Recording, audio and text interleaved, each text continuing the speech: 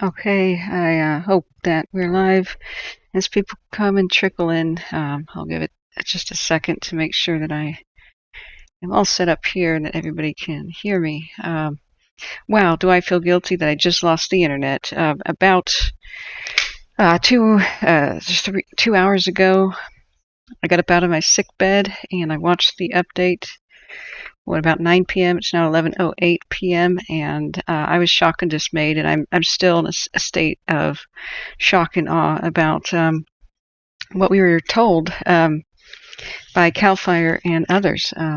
In a nutshell, if you're still awake now and you guys are in the Indian Valley area and Quincy area, all of Indian Valley has just now been issued an evacuation order, a mandatory evacuation order for all of Indian Valley. That includes, Taylorsville, Greenville, everywhere. 2 hours ago, I was trying to come online to tell people that that is my advice, to get out of Greenville tonight, and I'm so crushed with guilt that I couldn't get online. I was frantically trying to do everything I could to restore the internet. And just moments ago, about 16 minutes ago, the evacuation orders were changed. So this is very fresh, coming straight out of the Plumas County Sheriff's Office. In fact, let me get that up right now. This was just posted to Facebook. The emergency broadcast system has gone live with that horrible chirping sound. And the robotic voice that's talking in it is not really making sense. It's going a million miles an hour. So the Plumas County Sheriff's Office says, emergency alert.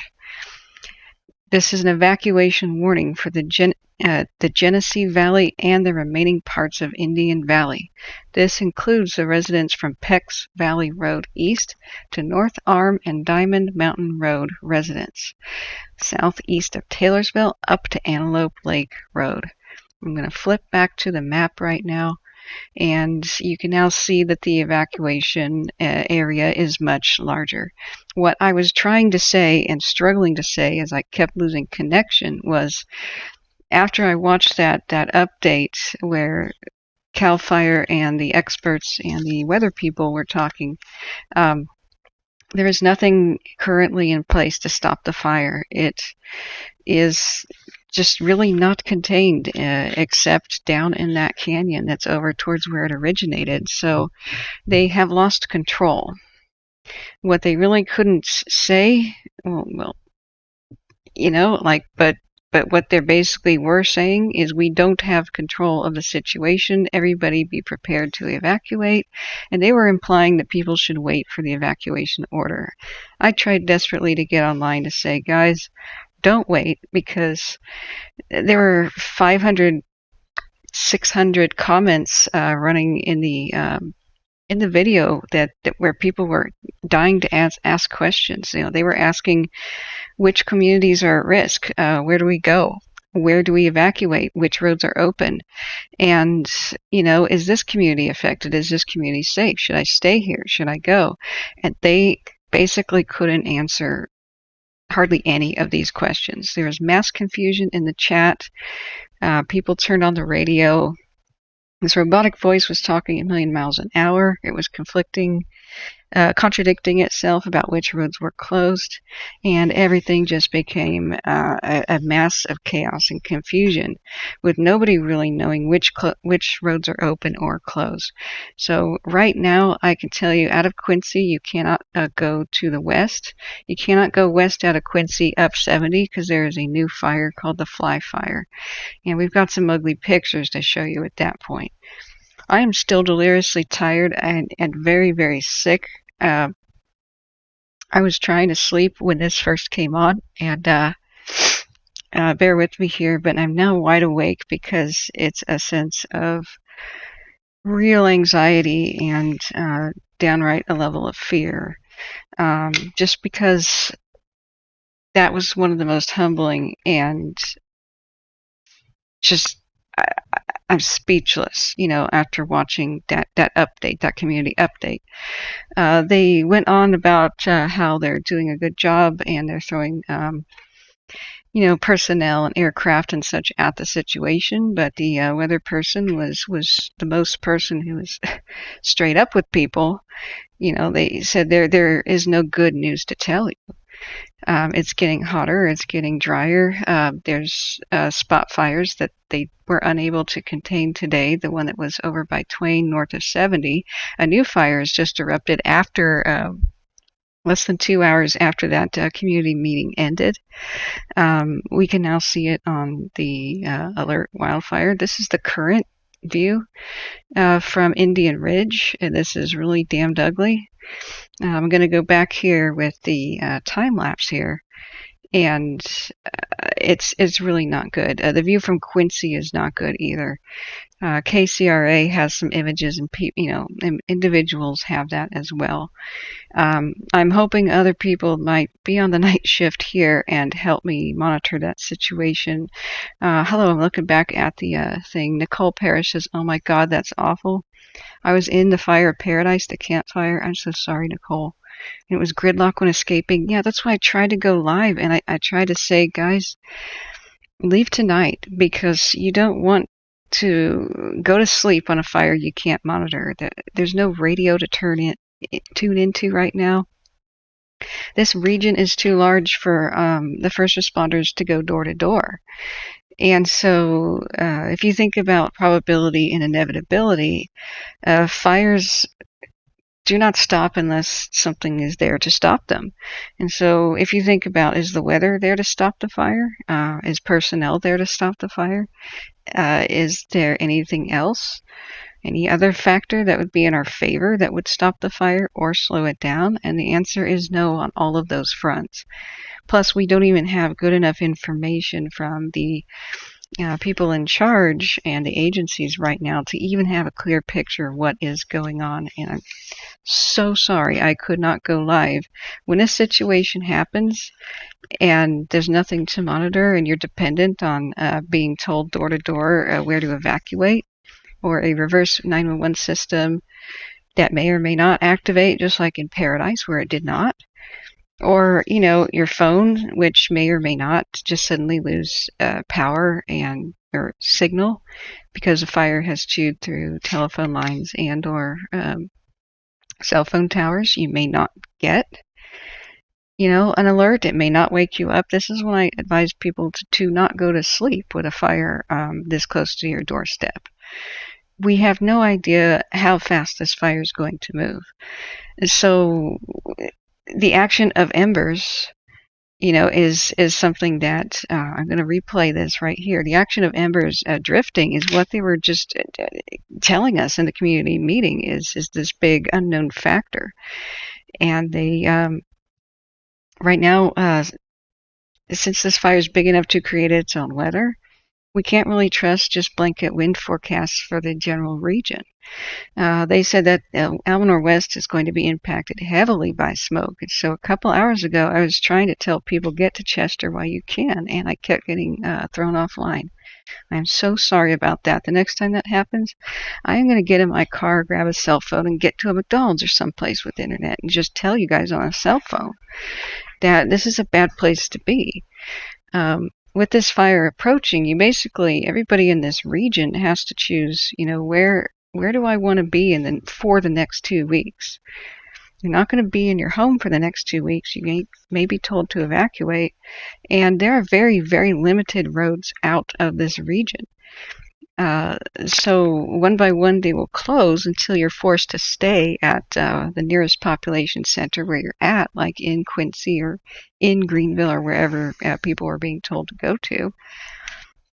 And you have to decide, that's where I want to be for 2 weeks, because this really could go on for 2 weeks. There's no end in sight here. There's no control. It's going to do whatever it wants, and it's going to do whatever the weather decides. It's going to move wherever the wind pushes it. And though we have forecasts tonight, if you look at NOAA weather for calm winds, we know very well that this thing can create its own winds, and just the weather can change. And so at that level of just,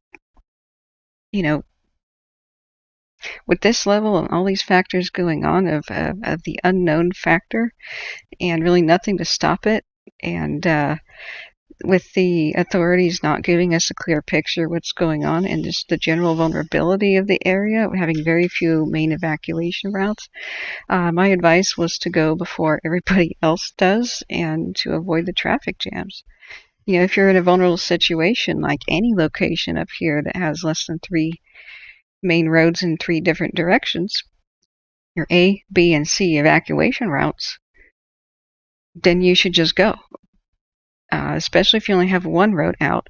And already Quincy cannot be evacuated. You cannot take Quincy west, which, well, it goes north on 70. There's basically only one way out of Quincy, one main road. So Quincy itself, they'll, if it is threatened, they will, save the downtown and such and do what they can for it. But there's so many small communities around here, they cannot be everywhere at once. They haven't even told people where they're going to set up shop in which communities they would try to ring protectively and save. It is under mandatory right now. Yes, the entire Indian Valley. They just roped in Greenville because there's a new fire called the Fly Fire, and that's in Butterfly Valley. So Taylorsville was given a mandatory evacuation warning at 6 p.m., which I had no idea was happening.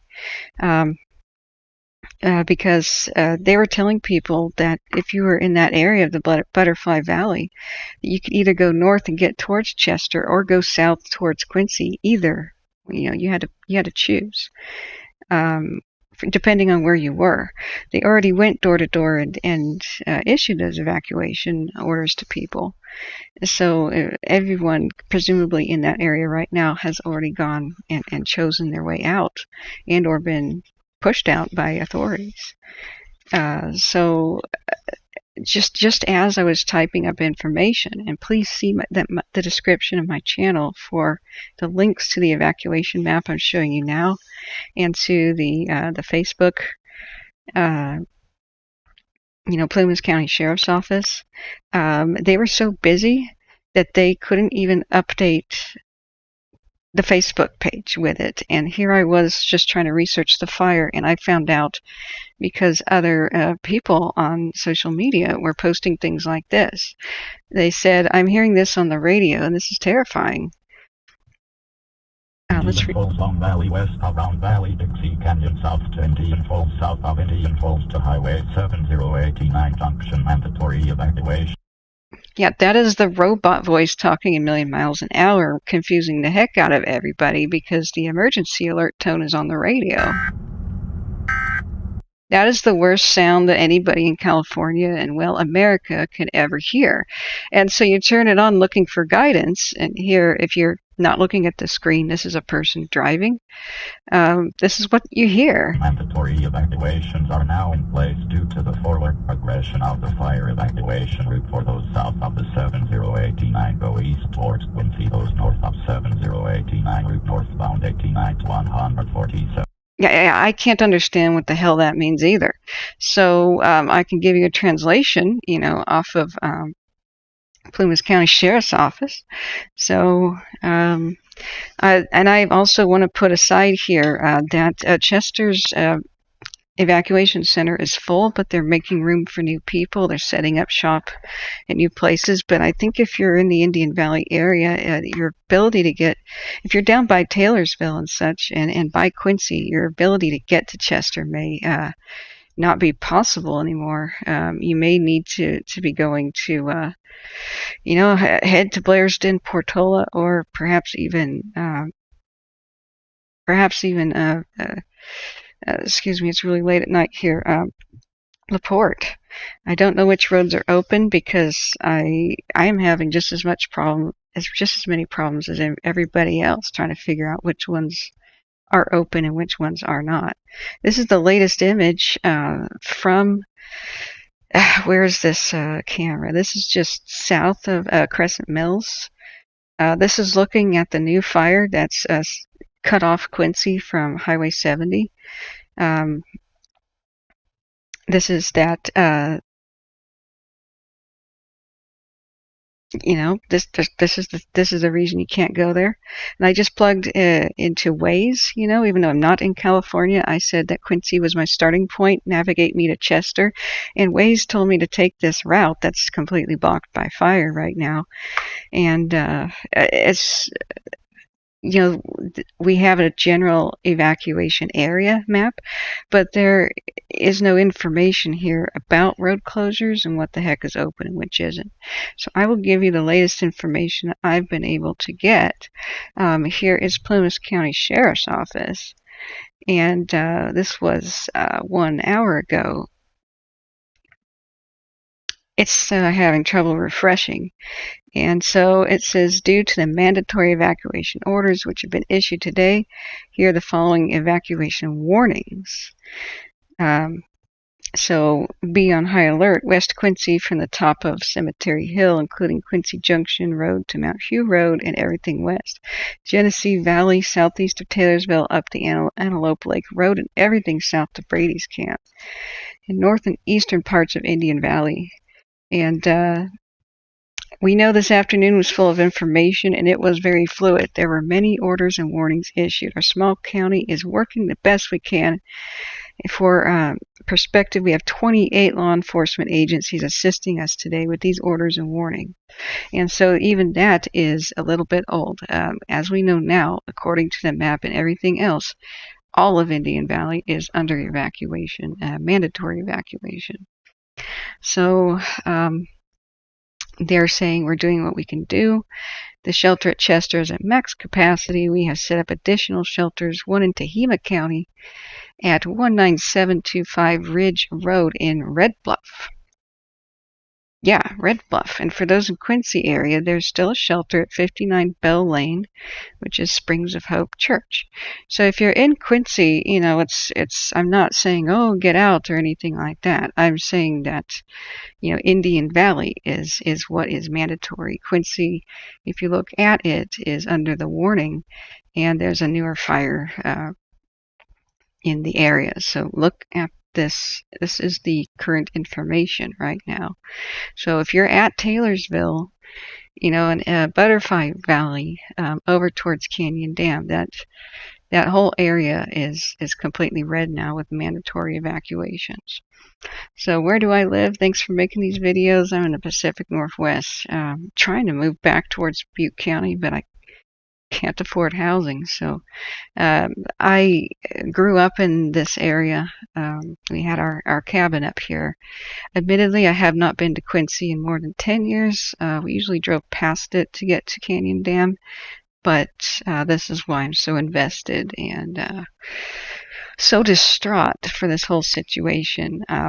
I couldn't believe that even though we're getting good information about how they're fighting the fire, they were unable to answer pretty much any of the questions people had about which communities are in danger, which ones are safe, which ones, where is the fire headed, what should we do, where should we go, and which roads are closed. None of that was answered. Josh in chat says Quincy is going to eventually be evacuated. I do believe that that's probably so. The fly fire is burning on the north side and the wind is going to shift south. Well, there you have it. It's a good time to visit Portola. Or, take the long way home, go through Portola, go up and around to Susanville, and go to the Chester area that way, even though it is full right now. Maybe just hang out at Susanville. You got to decide, this whole region of Plumas County has to decide, every individual has to decide, where do I want to be for probably at least 2 weeks. So take what you can now and decide to go to that area. Since they have no control over what the fire is doing in this area, and they don't particularly know exactly where it's going to go, that will depend on the weather. I would just say, go to the place you're most comfortable with where there's going to be less smoke. The smoke is going towards Susanville right now, so that may be a pretty bad place to pick. It may be that I would choose, if I were in this situation, to just go down to the valley. It's Portola, not that they have the room for everybody.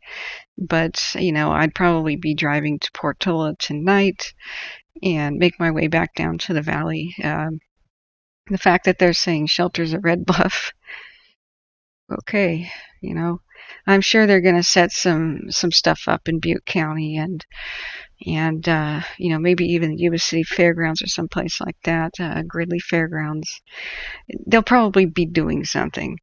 So, but the smoke is going towards the northeast. That's where the fire is going to go. It's I almost said kissing Butts Lake right now, and I just realized how gross that sounds. But the fire, if we go back to Caltopo, it's kissing the west side of Butts Lake, and so they were giving us this rosy picture about the area, but we all know that some big gusts of wind, some big massive whoosh, and these embers could be lighting the west part of Almanor West on fire in a moment, and then it can drift over to the peninsula and be the east side of Lake Almanor, and that's the sort of thing that can happen in 24 hours if there's the wrong ember drifting the wrong way. They said the sobering statistic of there's that 99 to 100% probability, whatever term they used, but it basically means that all fuels are so receptive right now that if an ember hits them, it's basically a guarantee that whatever the ember hits that's flammable will just start a new instant fire. And we know that yesterday this spot fire grew to more than 300 acres after 2 in the morning, and there's a window of opportunity when there's more humidity at night to contain something like that from occurring. They missed it, not because for a lack of trying, but just because of the difficult situation, weather and terrain and all those factors. So if you don't do it by noon the next day, the humidity drops again, winds pick up again, and then you basically have missed the opportunity for containment of these spot fires. So this is how big just one of them got from yesterday, and that can happen. That can repeat in any direction. So fires showing on the thermal camera. Yeah, let's go ahead and look at that. I want to show you the other ones right now that are going. This is Indian Ridge, and the other one looking north from Quincy right now. What is that? Quail Ridge here. Looking at what? That shouldn't be giving us a daytime image. That must be offline. Yeah, like Radio Hill right now. That's our live image. Let's go and do a time lapse looking back at what's just happened in the last 3 hours. This is not good. So I just had a good camera of the view from Quincy, which I'm going to show you in a second. On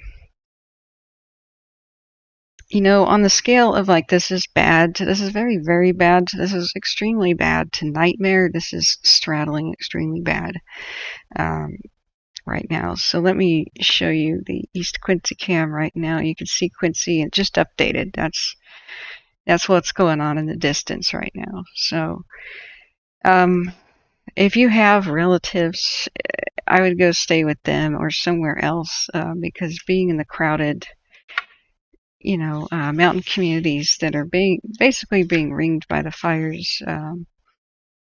It doesn't mean the communities will be erased or anything. It just means that even though you think you're settled here and it's good for now, that really can change, and they'll probably be trying to get everybody out of the entire western sector of Plumas County.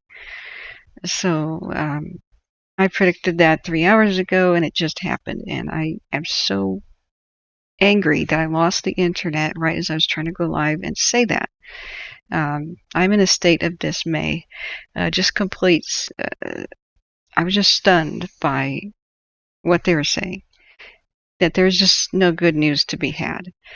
The only reason I'm saying this isn't nightmare/disaster level right now is we don't have those extreme winds, knock on wood, that you saw making the Paradise thing go up. But we do have similar scary conditions where there's a lack of information. There's new fires showing up at night when people are asleep. People have gone to bed just thinking they're in a warning and that they'll get, time the fire's far enough away, there's not high winds, it'll take some time to reach me, and that's a very deadly assumption. Like we had last year with the Brush Creek, Berry Creek, where people went to bed and they didn't have a way to monitor the situation. Plus, we also have the fact that this region is too large for the law enforcement agencies to do a door-to-door. If you've ever been in this region, it takes forever to drive anywhere. Even Chester to the east side of Indian Valley. I mean, that can take a very long time, and that's not in smoke and not at night, where animals are going to be fleeing for their lives, running across roads.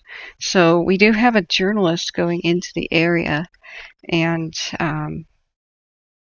it's the same one at Markleyville, and I'll show you guys his stuff in a second. But I do want to get to more cameras in the area. And as people trickle in, I do want to keep reading the new evacuation information. All of Indian Valley is told to evacuate now. So that's mandatory. It's Greenville. It's Crescent Mills. It's Taylorsville. Everything around that area. We have a new fire, and you cannot now get out of Quincy going west.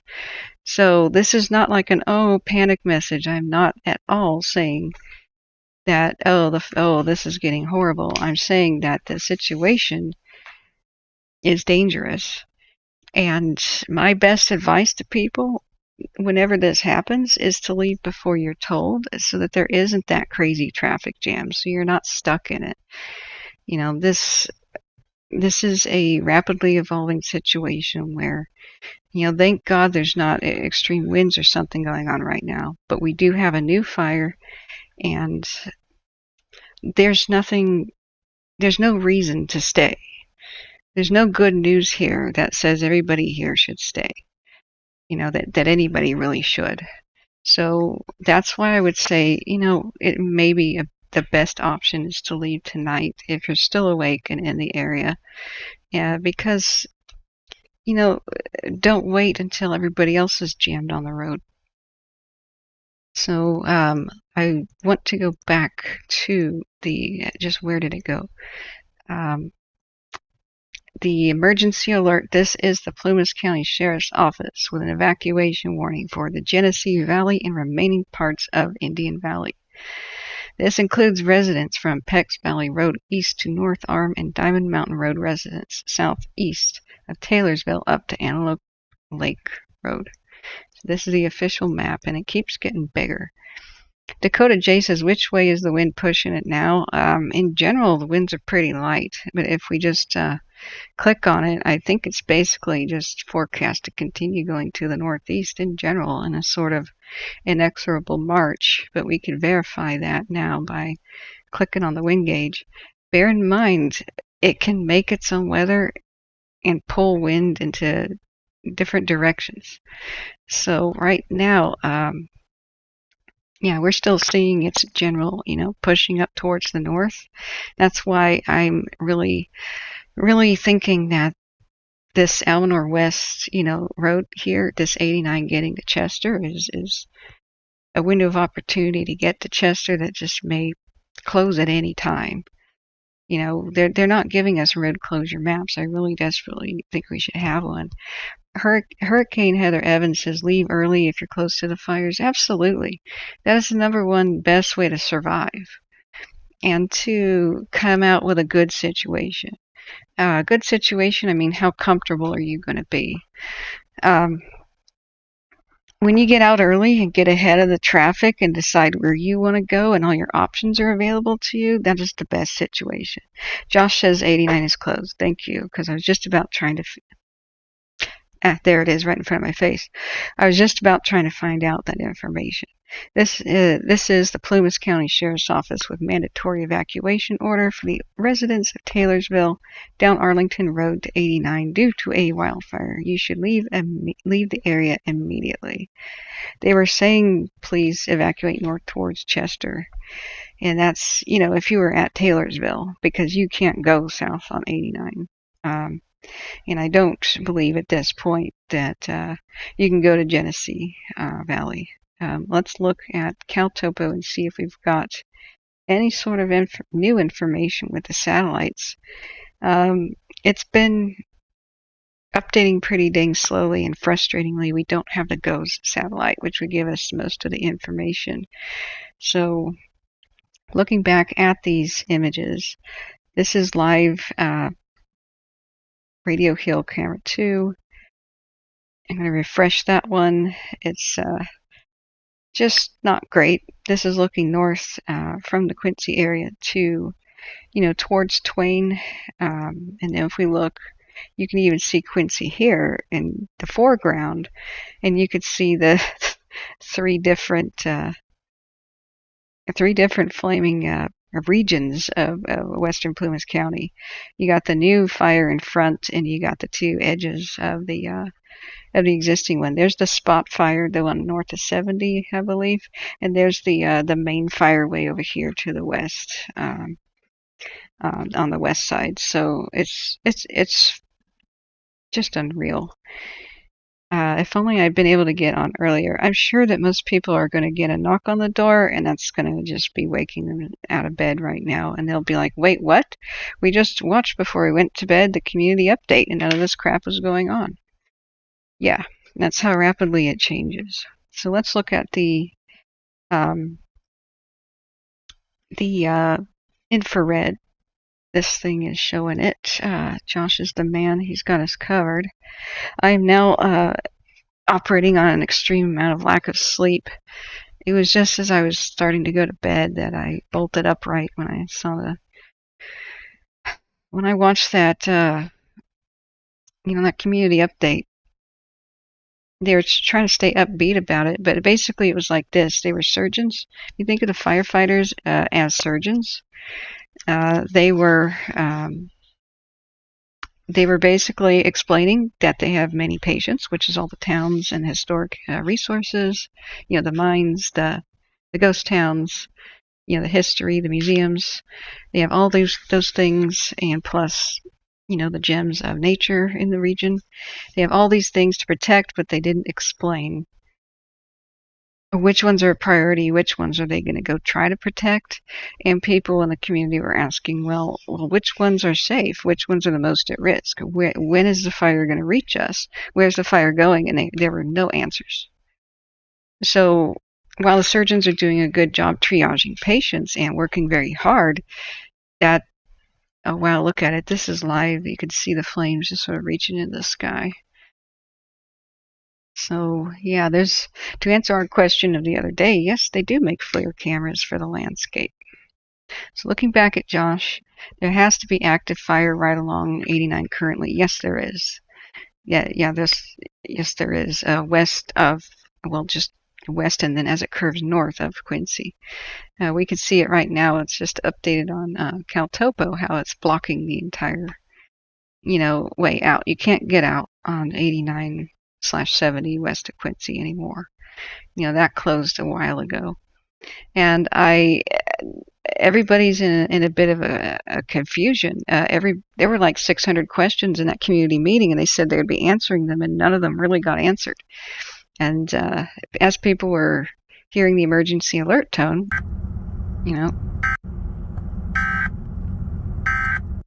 this voice on the radio is trying to give people directions and tell people which roads are closed, and it sounds like gibberish. Indian Falls, south of Indian Falls to Highway 7089 junction. Mandatory evacuations are now in place due to the forward progression of the fire evacuation route for those south of the 7089 go east towards Quincy. Yeah, I can't even follow that. And, I don't speak Orc or whatever language that's supposed to be. So let's look another live view from East Quincy. This is just horrific. Let's do a time lapse, 6 hours. I am no longer on the soapbox about who, what, and why caused this fire. That's irrelevant at this point. There's multiple fires, and there's no control of the situation. There's a lack of information. We don't know. So far, we don't think that it's moving fast or anything. But then again, this new one erupted. And so we just don't know what's going on. This is at a very, very, very bad situation. borderline nightmarish just because of the lack of information, the steep terrain, and the fact that there's so few roads out of this area. That's why I say go of your own accord and of your own free will while a lot of these roads are still open. If you're in the Quincy area, you have to go, towards LaPorte. I think that's open into Portola. Everybody by Greenville Canyon Dam and whatnot, they were told to go.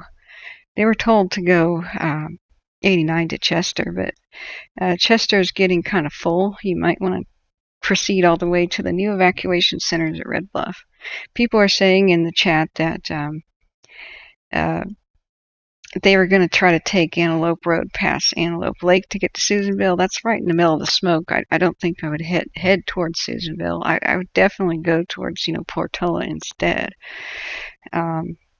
Josh says the fly fire is at a critical rate of spread. It's been mapped at over 1,400 acres, up from 700 in 2 hours. Well, great. And I stand corrected. It is racing. Probably because it's going up slopes. It happened to have started in between. So, yeah, erring on the side of caution is what to do in these situations. So if the wind picks up and we get spot fires ahead of these things, then this will move from extremely bad to nightmare. It's on the cusp right now on the Catherine scale of horrendousness. If you have bad, pretty dang bad, very bad, very, very, very bad, extremely bad, and then nightmare. It's in extremely bad right now. If this happened at night, it's a huge region. They can't go door to door for everyone. And people went to sleep thinking that things are okay. I mean, people went to sleep angry and confused, but thinking in general that things are okay. So all of Indian Valley is under mandatory evacuations. Now, please see the map and have it open. Don't just be looking at my screen. If you look at the description of my channel, I've got a bunch of links. The evacuation map is at the top, but if you scroll all the way down to the bottom, you have all the links that I have to the Sheriff's Office, etc. Plumas County Sheriff's Office has been a little bit slow on the update because, well, they're going door to door. So this is live. You can see these extreme torching, and it's a crown fire. That's what we're seeing. That's much more clear to me now on the image. Those were the tops of trees going and fully engulfed tall trees. So let's check the other cameras. This is East Quincy, and here before sunset, what was going on? You see the new fire erupted right there. That's the new one, the new fly fire. It's not a spot fire. It was a new start is what they called it. And so unknown why that new thing just started, but you could see it coming up over the ridgeline pretty fast and furious. And nightmarish. You see basically three almost independent moving fires. If you consider the spot fire independent of the main one, it's right there. That's the one that happened at 2 a.m. yesterday, which exploded. It's more than 300 acres in several hours. Now it's at 700-ish. Here's the new fly fire northwest of Quincy, and then over here is the main fire, like where it would be by Butts Lake, B-U-T-T. That's what you could see in the distance. So, oh no, buffering. Yeah, I'm sorry. I've had internet problems. Dakota J says, do you think more spot fires could start up? Absolutely. That's part of the really awful message that they were saying, the sobering, shock and awe kind of delivery of the message. That if you know anything about these fires, nothing about what they were saying was good news. I like the lady who was doing the weather. She was the most frank and honest with everybody, saying, I wish I had good news to tell you guys. But it's getting hotter, drier, and probably windier in the forecast. That's what we've been seeing. So spot fires, they even said this really horrible explanation of the column type cloud that we're seeing, the pyrocumulonimbus clouds. Gosh, what a mouthful. the volcanic ones, that those are creating so much heat.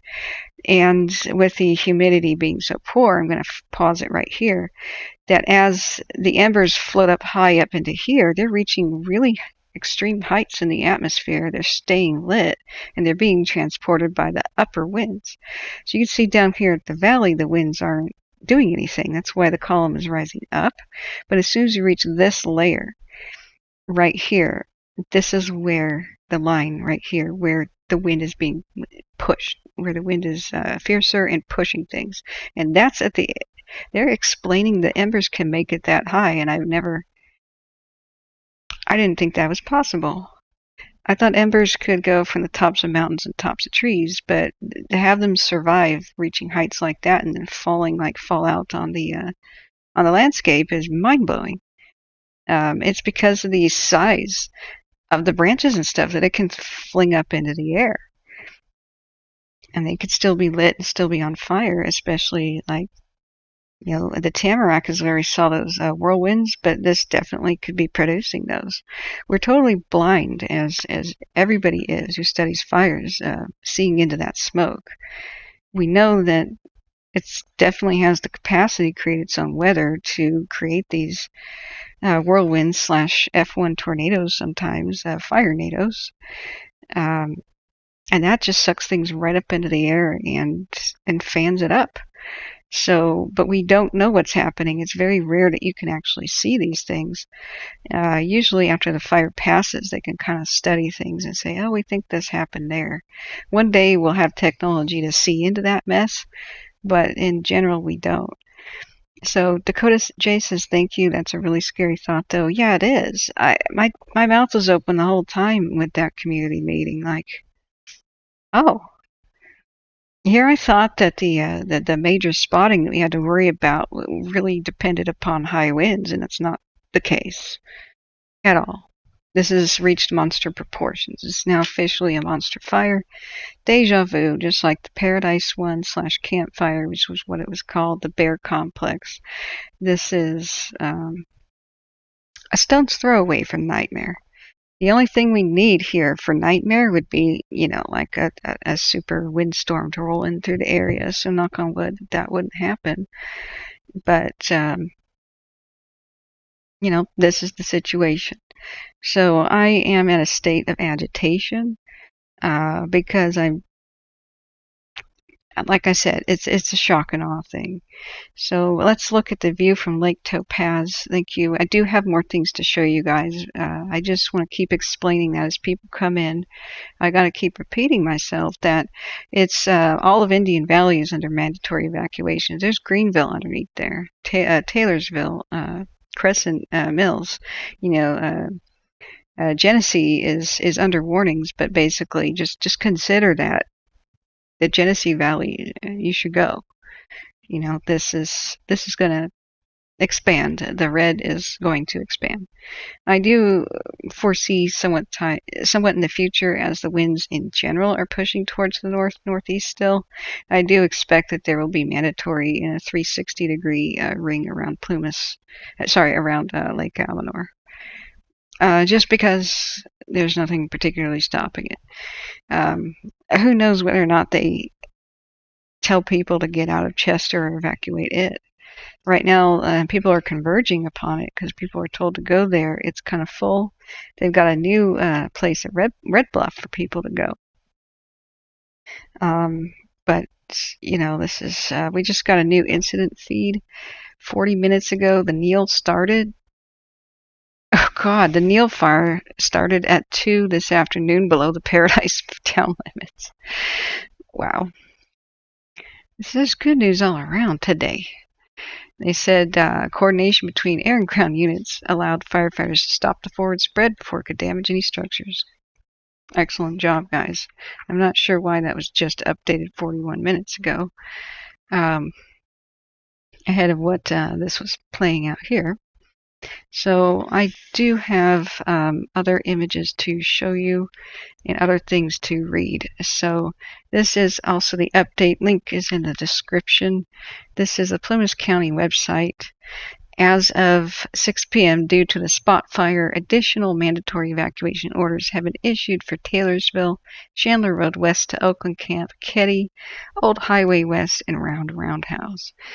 As of 1600, due to a large spot fire around additional mandatory evacuation orders and warnings have been issued.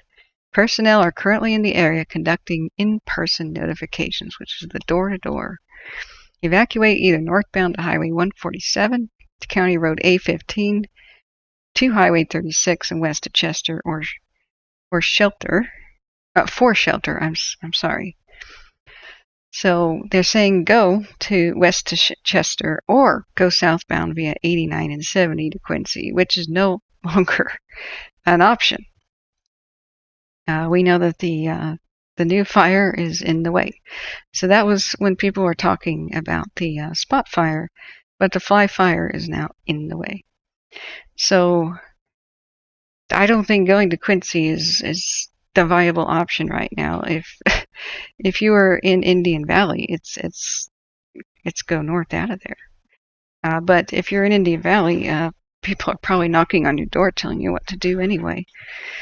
So let's go back and look at some images. Let's look at the current view of East Quincy. I'm going to play this one more time so people understand what happened from the afternoon. So this is the new fire. This is the fly fire right in front of the giant behemoth volcanic-like cloud of the spot fire and the actual main one. And boy, did that just flame up and tear up the hills.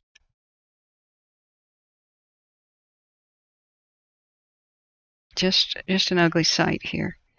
So there's a mass confusion. There's mass confusion, and people are getting emergency alerts on the radio. You know, presumably the TVs are coming on with a horrible chirping sound, the sound that just terrifies everybody in the state. And Newer Lake Topaz picture, awesome. There's another spot fire in front of the fly fire. Yeah, you know, they're not even being clear about that, but that one actually erupted before the fly fire did. So yeah, they were just like, Taylorsville, get out. That was much earlier today, hours ago, and or about the time I was trying to go live, but I couldn't. I had internet issues, so I got on as soon as I could. So let's look at the Twitter image of that Josh is sharing with us. Yeah, I have a bunch of these. These are pretty dang ugly. So that's yeah, Topaz Lake. This is on the Tamarack. This is where we were hoping the fire wasn't going to go. So we're just having a fun night here. This is every time I try to go to sleep, I check my phone and can't. I realize I can't. That's the nature of this here. So if there's new evacuation warnings or anything like that, Josh, please keep me abreast of the situation with the Tamarack. So let's see here. Yeah, it says Lyon County officials are asking Wellington and Smith Valley residents to prepare to evacuate. Yeah, that's sad. That's a sad situation. So let me go back to what I have.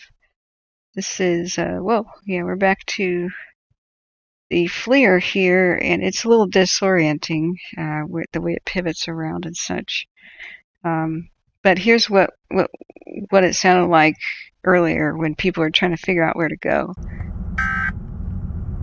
89 junction mandatory evacuations are now in place due to the forward progression of the fire. Evacuation route for those south of the 7089 go east towards Quincy. Those north of 7089 route northbound 8. You know, I don't know if that's an orc on the radio or what language that's supposed to be, but intelligible it is not. And this was the situation when I first went live, and we got to refresh it because this has got to be a new image. So this is looking south of Crescent Mills, like up on the mountain, looking towards Quincy, and you could see that new fire, the fly that's blocking the way out of Quincy to the west and north. It's blocking 70 out of Quincy. Josh says it burned homes in Holbrook Junction. Yeah. That's awful. We were hoping that it would, that their luck would hold out. Looks like the wind changed. So, yeah, this is an absolutely fun night. Let's look at other cameras. This is Dyer Mountain, and it's got a muddy lens. Let's do a time lapse and see. No, it's basically got ash all over the lens or moisture, so we don't see anything useful there. So we can look down and kind of do the precursory. Yeah, Hawkins Peak. That's the Tamarack down there, and that's not looking great. My heart goes out to everybody down there in Holbrook. Do we have an update on what might be happening at? Shoot, name escaping me right now, but the town they were saving yesterday from the Tamarack fire. I'm running on an extreme amount of lack of sleep here. I am looking for a camera as well. We could check Cal Topo and Baldwin Mountain. Okay, sure we will. Let's see here. I want to keep East Quincy up, but let's look at Baldwin Mountain. B.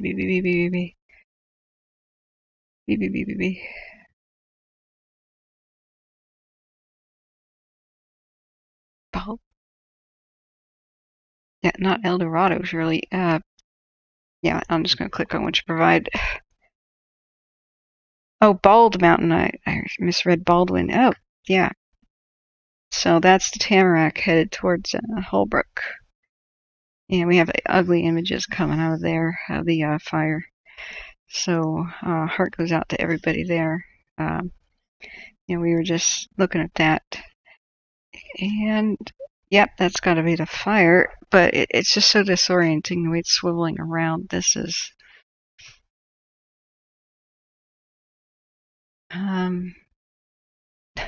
is it supposed to be mirroring the image above it? I think I'm getting it now. So it's still quite disorienting how this is working. Tap to unmute. Does it have sound?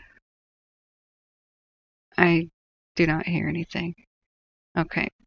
So here's the camera view, Radio Hill 2, overlooking the fire. Let's do a refresh on that. This view over at Quincy looking north.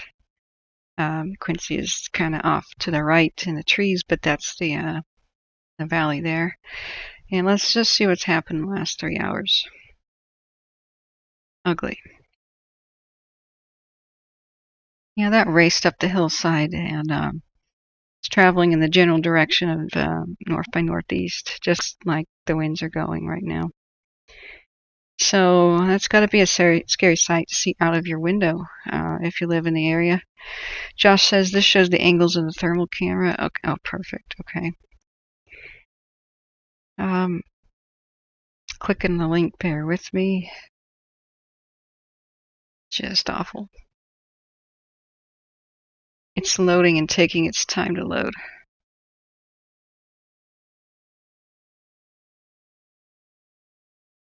I'm going to refresh that. Let's check out the journalist. He said he was going to go live as soon as he got up to the Dixie fire. He was stuck in Marysville last time he did a check-in. Matthew Henderson, he's the guy who was awesome and was covering everything from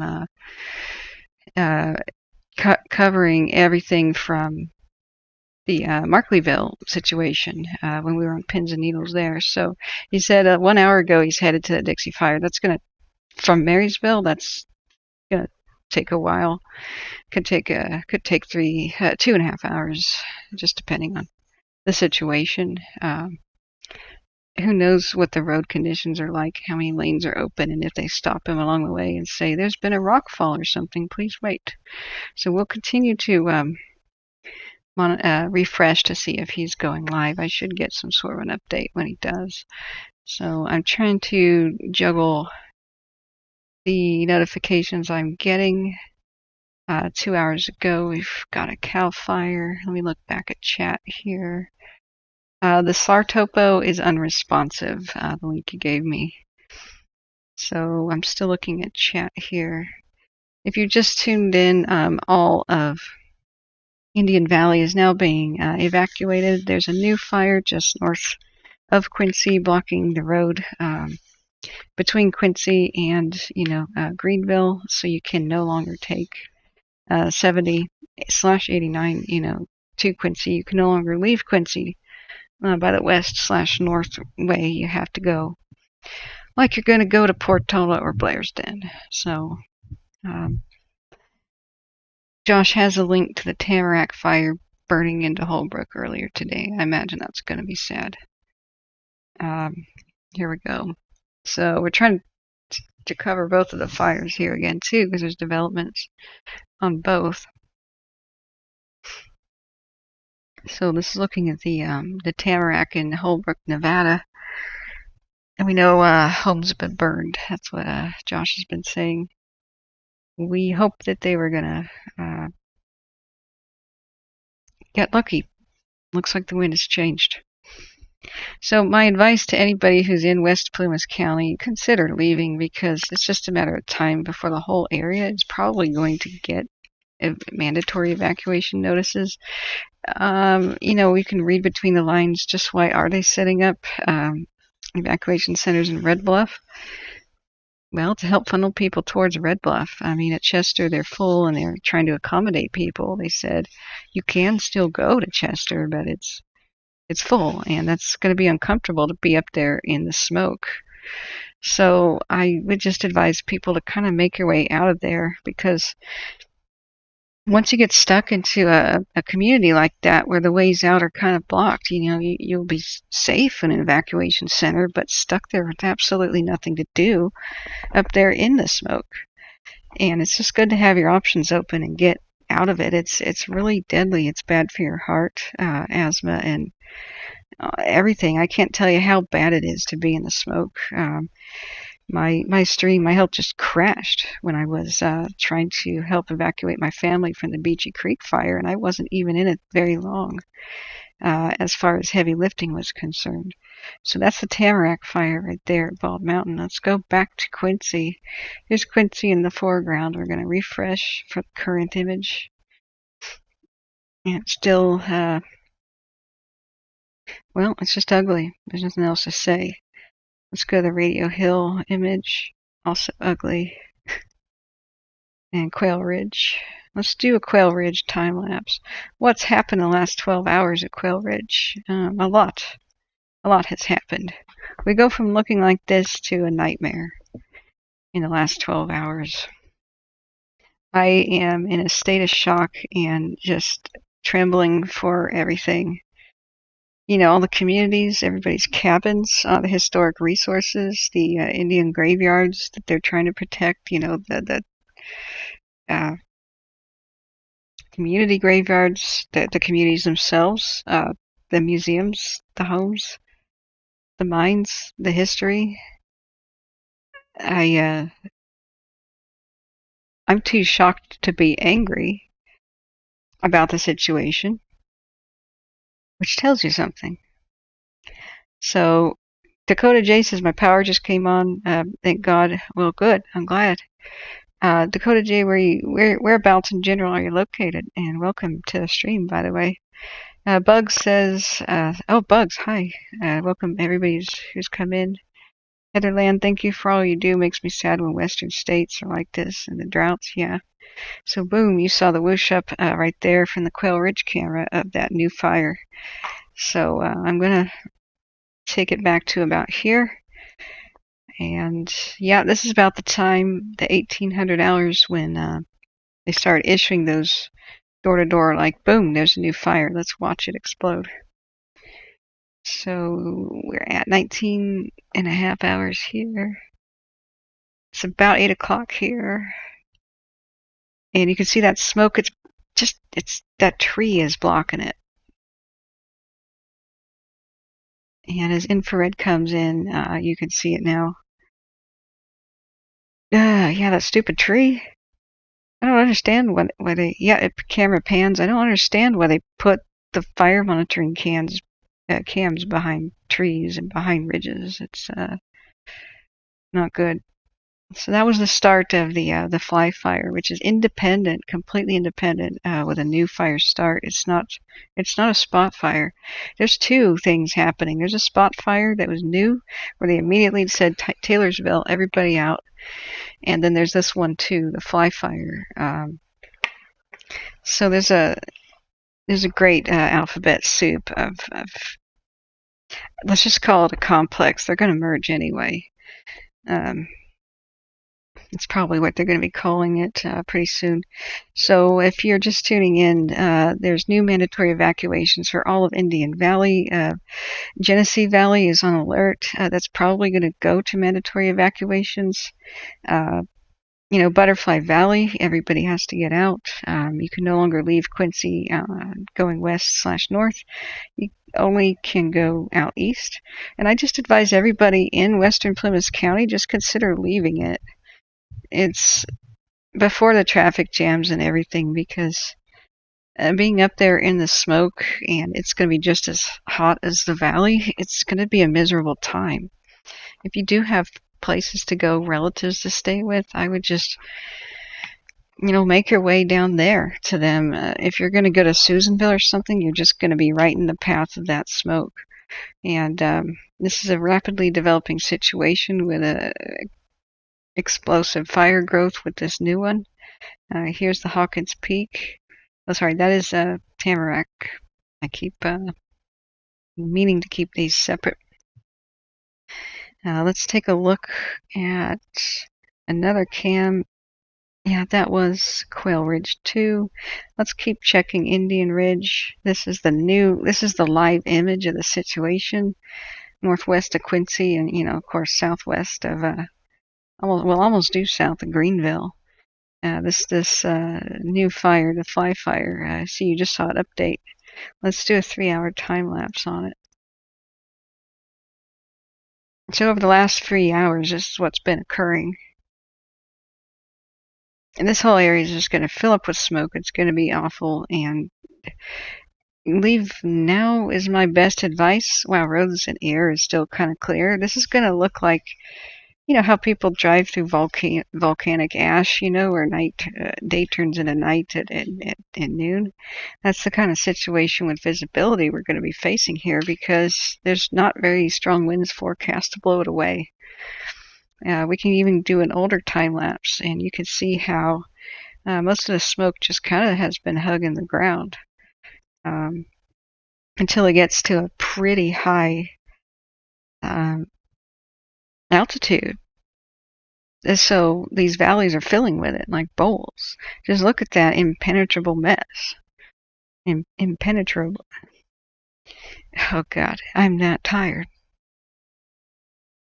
And this is about what I started to see right before I was trying to go to bed, and I snapped awake with a sense of shock and awe as they were explaining that there's no good news at the community meeting.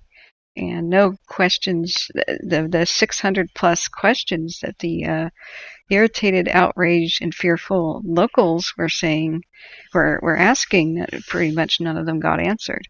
Really basic questions like which communities are safe, which ones are going to be evacuated next, which ones are you going to try to protect, which ones will be impacted by the fire next, which roads are open and closed, how can we get out, which ones.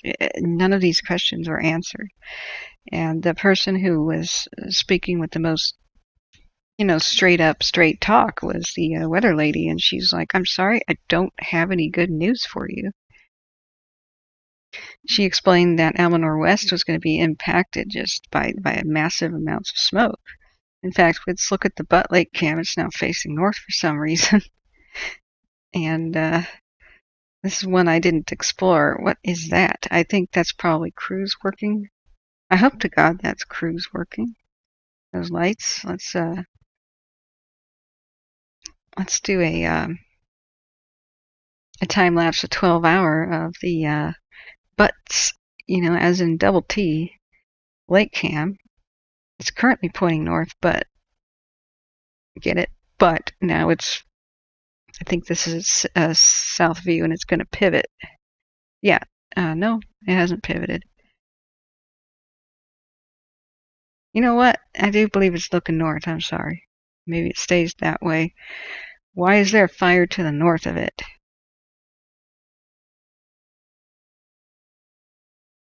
Uh-huh.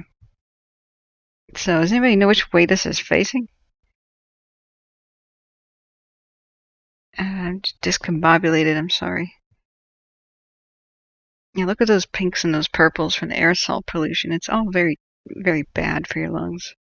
If you just tuned in, there's an escalating situation here where there's mandatory new door-to-door type style evacuations. There's a new fire. Oh yeah, it pivoted. Okay, so yeah, it's now we're looking south towards the lake, and now we're looking at the fire. Which lake? Butts Lake, the double T. Okay, so I'm gonna keep it playing there. And look at the smoke. It's got this crazy mesmerizing swirl to it.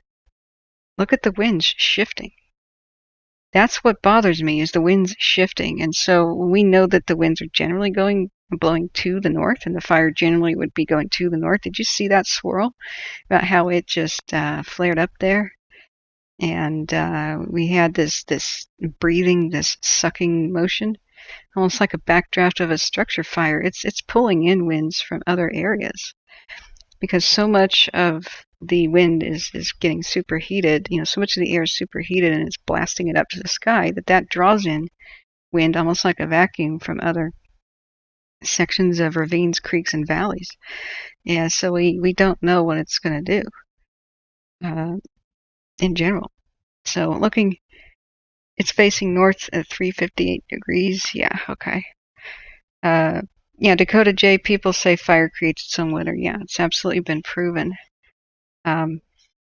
So Heather says, I'm from Klamath and the bootleg owned land in Sprague. Grew up in California. Yeah, kindred spirit in Klamath County, and all these fires so early in the season. July is not early in the fire season, though. So many mega fires. You have to get out, get your bag ready to keep in your car. Yeah. It's also, you should have your A, B, and C evacuation plan. So should I evacuate or not? This is what I want to go through with people right now. If you're on the fence and you're not quite sure, should I listen to authorities? Well, yes, you should. I mean, if they tell you to get out, yes, do it. But when they're saying you may have to go and you're under an evacuation watch, should I listen to them right now, or of my own accord, should I evacuate myself sooner than they tell me? Should I wait for them to tell me, or should I do it sooner? And so there's an easy way to make that decision. Hey, do you have like disabled and slow-moving, vulnerable types with you, like children and such? Just consider that that's going to slow you down with your evacuation. So that's one thing tipped in the scales of, yeah, you should go before they tell you. And Ponderosa Drive in Westwood. Goodness gracious, Marks. I know that street. If you're talking about Almanor West, are you talking about Almanor West? That is evacuated. Unless you're talking about a different spot. I don't know. But I have to continue with my guide of should you evacuate now or not. You should have 4 plans, your A, B, and C evacuation routes. So what is that? If you look at where you're at on a map, do you have 3 main roads that are paved going in different directions away from the fire that you could choose as an evacuation route? Do you have your A, B, and C? If that's true, then you might could wait. But if you don't, I would not wait. If you only have 1 or 2 roads out from where you're at, those could easily be blocked. And so you got to consider that there's also the possibility of, it's not fire blocking it, but some people drive like idiots during these situations. They panic, they wreck cars.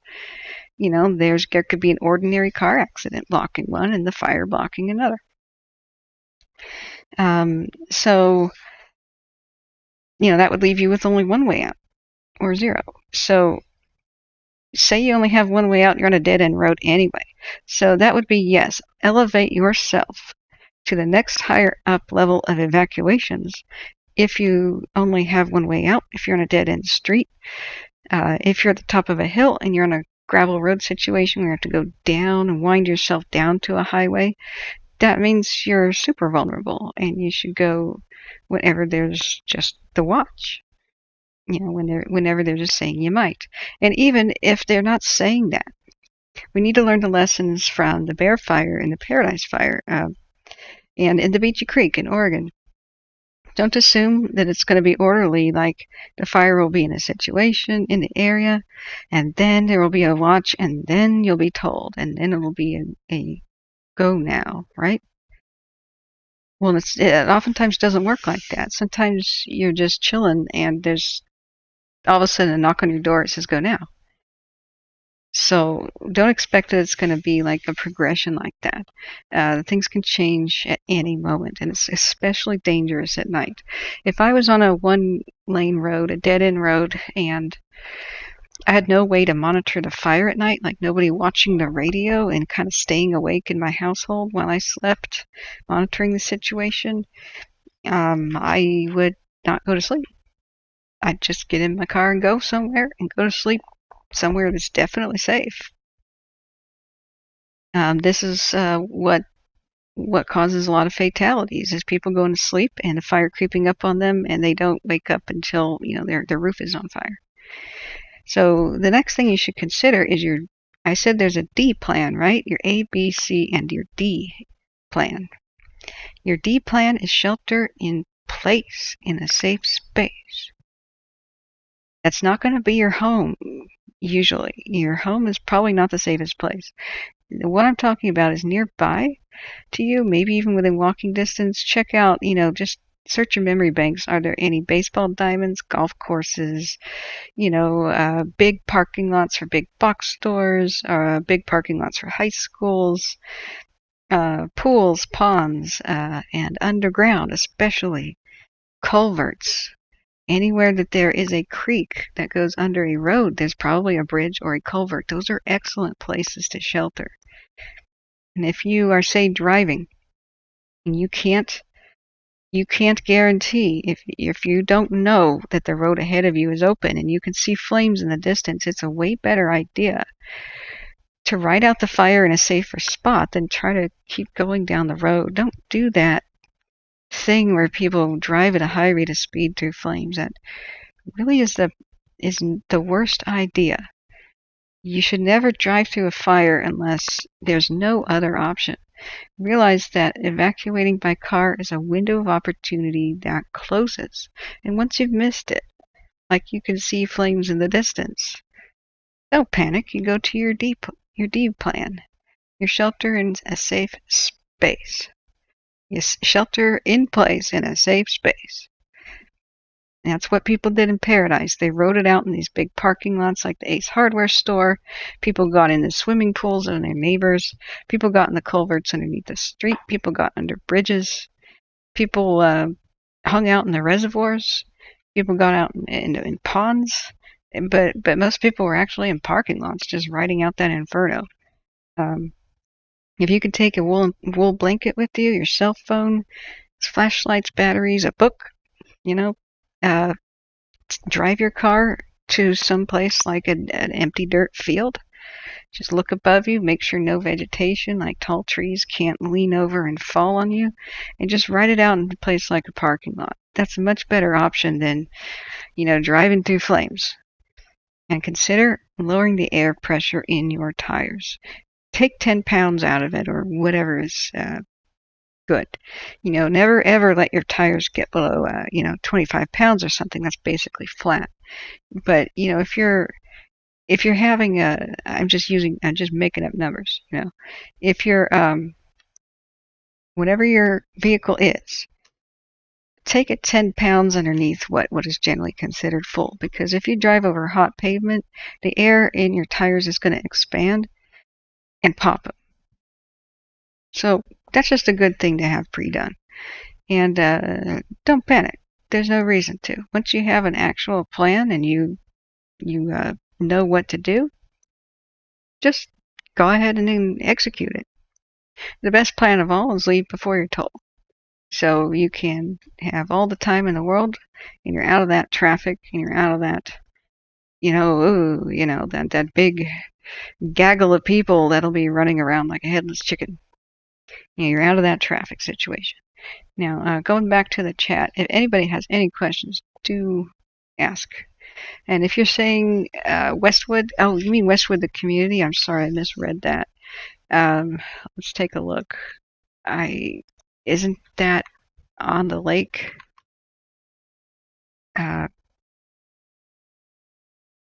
Plumas counties. Yeah, I just want to verify. Oh, yeah, this one.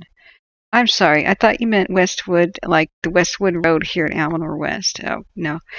So, yeah, you can see that generally the east side of Lake Almanor is under, get ready. That's what the yellow is here, and the red is mandatory evacuations. So if I had to guess, that it's all going to be red at some point. It's all going to be mandatory, all 360 around Lake Almanor, because the fire in general is moving north to northeast, and we know the embers could very easily just hop. Say if Almanor West was burning, God forbid. This is sacred to me here. If this was burning, embers would just hop this, and no trouble at all. They'd hop over to the peninsula, and they'd hop way over here to Almanor East in a heartbeat. So, if anybody has any questions about, should I evacuate or anything like that, I'm here to help. You can give me cross streets. I can zoom in and I can kind of tell you, do I think this space is defensible or whatnot? But that's if you're in the yellow zone. I can just give you general guidelines what I think about a situation. But in general, my best advice right now is leave western Plumas County, because it sucks being up here in the fire. You're going to be hanging out for like 2 weeks waiting for this to end. There's really no end in sight. It's out of control. It's going to be doing whatever the wind tells it to do. Fires are a slave to the wind. I don't want notifications, Facebook. Thank you. Not like that. Oh, yeah. That's my ghost town group. But the most sobering thing that they basically admitted without admitting is there is no control. It's the only containment they've got is down in the canyon. I mean, we just lost, 8 structures of building? That surprises me. I was a bit shocked by that, and they didn't answer the community's questions. And when you can't get straight answers and you can't get all the information you need to make good decisions, then you should just say, I'm out of here. Instead of blaming them or whatever, this is a hard situation. This is not ideal. The communication I'd rate at like a 2 out of 10. There's extreme issues here. We're deaf. We don't hear any broadcastify. They didn't even start up a Northern California major incident like we were listening to last year. We can't monitor the radio right now. We can't hear the firefighter chatter. We're looking at CalTopo, for God's sake, a free map thing to monitor the fire, because we're not hearing a dang thing out of the sheriff's office. They're busy.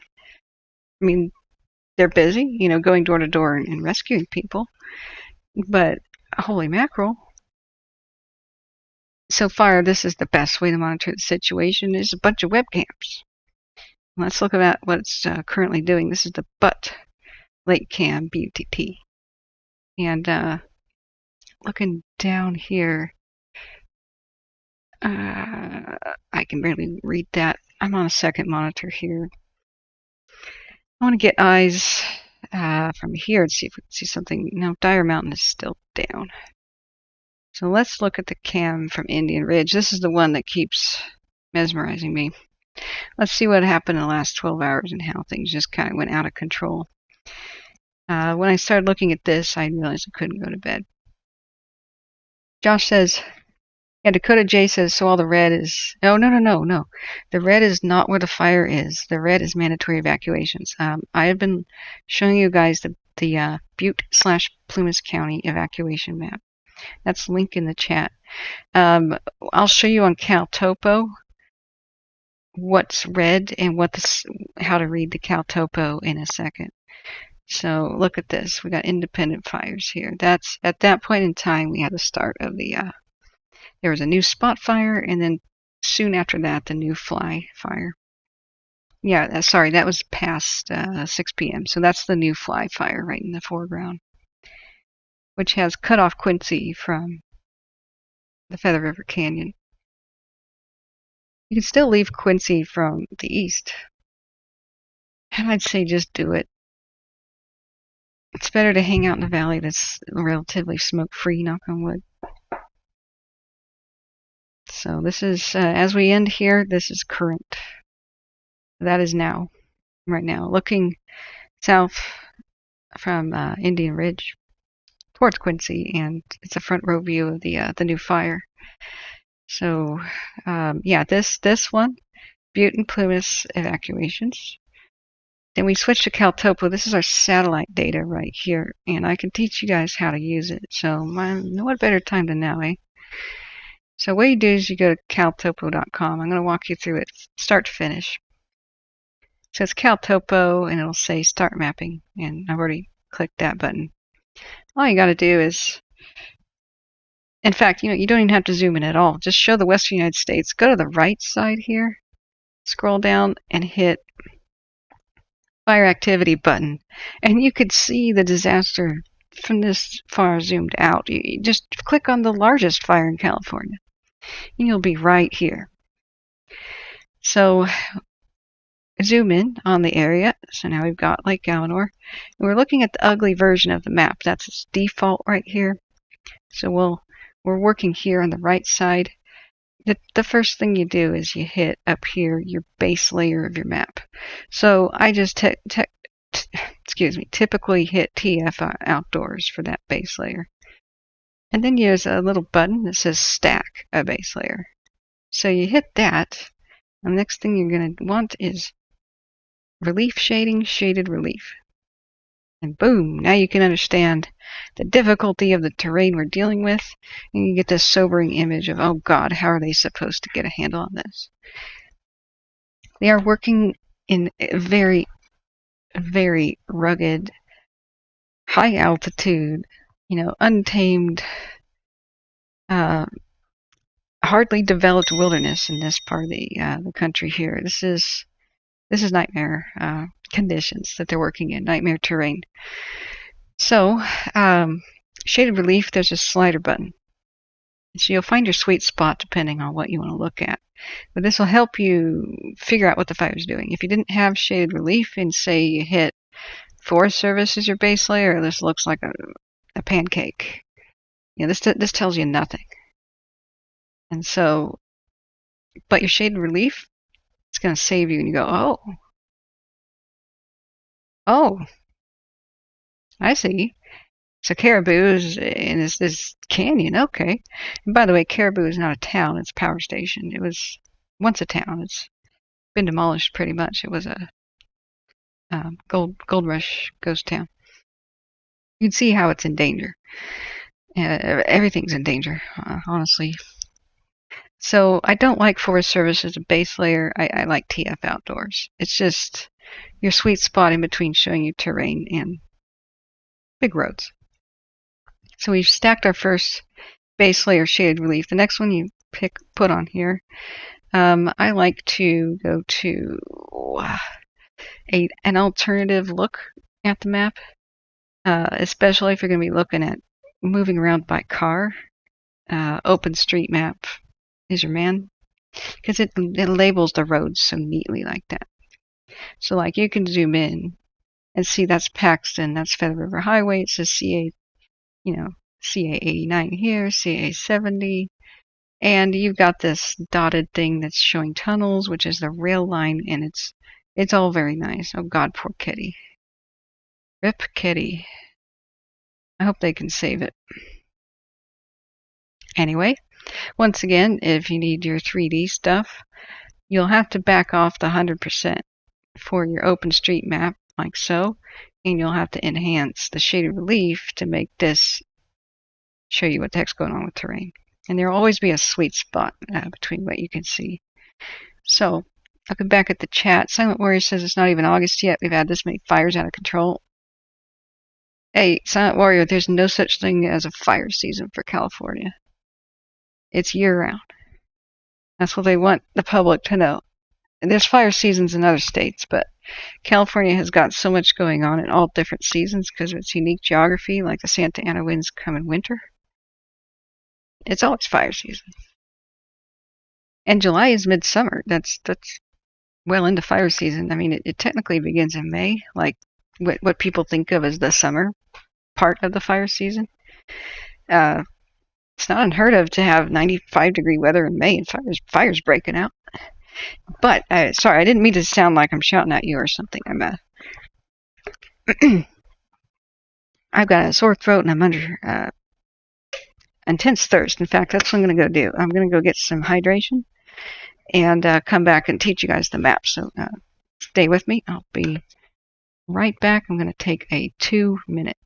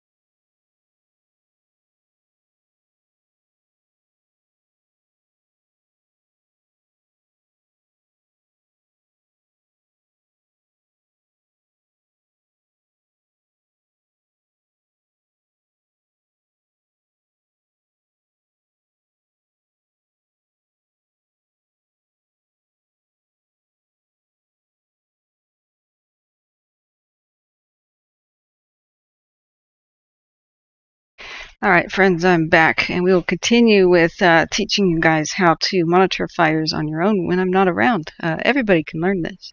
I'm also taking live question and answer time. If you have just tuned in, basically I got out of my sick bed, and I've been awake for way too long now. I was just drifting off to sleep when this kind of crisis situation happened. There is a new fire that broke out and a second spot fire, and to catch everybody up, all of Indian Valley is basically being evacuated right now. It's mandatory. That happened a few hours ago. I tried to go live before that was declared to tell people I think you should get out now anyway. And oh boy, I wish I had been able to reach everybody because, well, here people were told anyway. I could kind of see this coming. So the links are in the description of my video to what's being said on the sheriff's, Plumas County Sheriff's, site. All these, you can read all of that. Links in the description. Go all the way to the bottom to California, and it's all there. Basically, I hate military time here, but they said Taylorsville, Chandler Road West, Keddy, Old Highway, Roundhouse, just the entire Indian Valley, that whole area, was told to evacuate. But that was because of a spot fire, and then what we had was the development of a brand new one. Just north Quincy, and it's cut off Quincy from Indian Valley, so you can't get out of Quincy going west/north. So yeah, Morris, I'm here staying up late again. You know what? I figured out the problem, folks. It's me. Every time I try to go to sleep, there's a crisis. So I think the solution is, it's like Clockwork Orange or whatever. You hold my eyeballs open and nobody allows me to sleep from now on. We're going to be okay. I'll make that sacrifice for everybody. But oh God, we're only going to get by with humor. Look at that. Okay, that is the best image I've ever seen as an example of the incredible heat that goes up into the column. That's not all fire. We're looking at infrared, which means that heat is detected as white. And so that's just a perfect example of what they were saying today. I listened with shock and awe, like speechlessly, to the community meeting, which delivered some of the worst news I've ever heard about this fire, and I realized I can't go to sleep. I have to tell people to just leave right now. And not because breathlessly leave. It was just advice for people so that people left before the traffic jam tomorrow, because I could see that coming. Basically, they admitted that there's nothing stopping this fire. They don't have control. And 600 plus community comments of, oh, okay, but where's the fire going? What should we do? Which communities are going to be impacted? Which roads are open? And none of that got answered. They didn't have an answer. But they did share with us some really sobering and horrible information, such as the latest cutting-edge research that embers can go up in these pyrocumulus clouds, which we're seeing right here on the screen. That basically means a volcano cloud. And the incredible heat that's pushed up into the sky can lift very big pieces of burning debris into the air, like entire branches, and throw them up into the sky and drop them much higher than we ever thought, to create spot fires ahead of itself downwind. A spot fire is, a piece of ember can land I wasn't even believing it. I used to say 10 to 15 miles ahead of the regular fire, and that's as the crow flies. We're not counting going up and down hills. As the crow flies, and I was corrected. Torin and Iceman, the resident firefighters that are sometimes in the chat, told me that no, in high wind situations and when it runs down a canyon, a spot fire can go up to 20 miles away. So that means if a fire is somewhere like, Bob City and, Jane City is 20 miles west, wind could take the ember that far and light Jane City on fire with nothing in between being on fire. It'll just go beep and hopscotch. We saw that at Paradise, where in the canyon of Polga, it completely skipped Concow Valley and the embers flew. I measured the distance, and I don't remember what it was, but many miles over to Paradise. And Paradise was on fire before Concow was, even though Concow was in between them. So this is the thing that they were talking about. The incredible heat that goes up into the sky can throw up the embers. And we don't need fierce winds to have embers creating spot fires like we thought in the past. I can barely fathom this information. So, Max Smith, I'm sorry to break something to you, but the governor's been caught lying. I don't know. I have to look back at chat, but and I'm not supposed to say the word lying. I'm supposed to say, misspeaking or not telling the truth or whatever the heck the non-liar word is. But if you look at NPR, I was horrified to read just before the fire season began that he's touting that we're doing all this stuff, we're buying helicopters, we're opening new fire stations, we're doing this great stuff, and NPR and other places investigated, and he's actually slashed the budget for wildland firefighting by $150 million this year. So that crushed me, and I'm just incredibly angry. He's talking a good talk, and fingers crossed behind his back as he speaks with a forked tongue, two faces, or however you want to talk about that. I wanted to believe that our leaders were doing good and right by us, but no, that's not happening. Dakota J says we need some rain. Yeah, California just doesn't really get rain. It gets watered by snowpack. It's pretty dang rare. But as the saying goes, it never rains in California, but it pours. Man, it pours. Meaning when something bad happens, it's seriously bad. Cool. No, that's good, Max Smith. That's awesome. Thank your son for me for his contribution to fighting this behemoth here. But that doesn't change what the governor does. He's stabbed us in the back as far as I'm concerned. So, but I'm not here to talk politically stuff. I just have to comment about, what is going to change the situation, and leadership at the top is the number one important thing. And that's what we lack right now. We don't have good leadership. We've got talking heads talking a good talk, but look at what's happening. We we have the governor that allows PG&E to keep starting fires and just slaps them on the wrist and says, "Oh, gosh darn it, you did it again. Hopefully nobody dies this time. Last year was a doozy." It's not good enough for me, and I don't think that should be good enough for anybody. In Japan, where people still have honor, that's when people apologize, bow really low to the public and resign, and or think about seppuku. I'm not saying that, but that's the sense of responsibility that some other cultures have. And here, it's like we have no shame anymore. Oh, people died on my watch. I think I'll just blame somebody else. I'm not into that. I'm also not impressed with the other side of the aisle either. Watching presidential debates and nobody mentions wildfires. The West was still on fire. We need new blood and new leadership. That's all I'm going to say about that, and we cannot expect any change. Now, back to teaching people how to survive and whatnot. That there is exactly what they were talking about today. It was like a prophecy. They were like explaining new spot fires are going to happen. We don't need high winds. And I just went, what? They said expect new spotting to occur. And the last time it happened right here, it exploded. They had a brief window of opportunity when it jumped a line here on the highway to extinguish this by noon the next day. That's usually a ticking clock. And if you can achieve that, there's not as much humidity at night. You've got a quick window of opportunity. And they tried very hard, but they were not able to achieve it, and then it blew up. So when today at the community meeting, they're explaining expect more. We were just like, oh. And then the lady with the weather forecast said, "I'm sorry, I have no good news for you." Oh. And when people asked, which communities will be affected next, they didn't have an answer because, well, they didn't know. That's it. So I'm not blaming anybody at CAL FIRE or whatnot. They didn't cause this mess. That's another PG&E fiasco. We just have to deal with.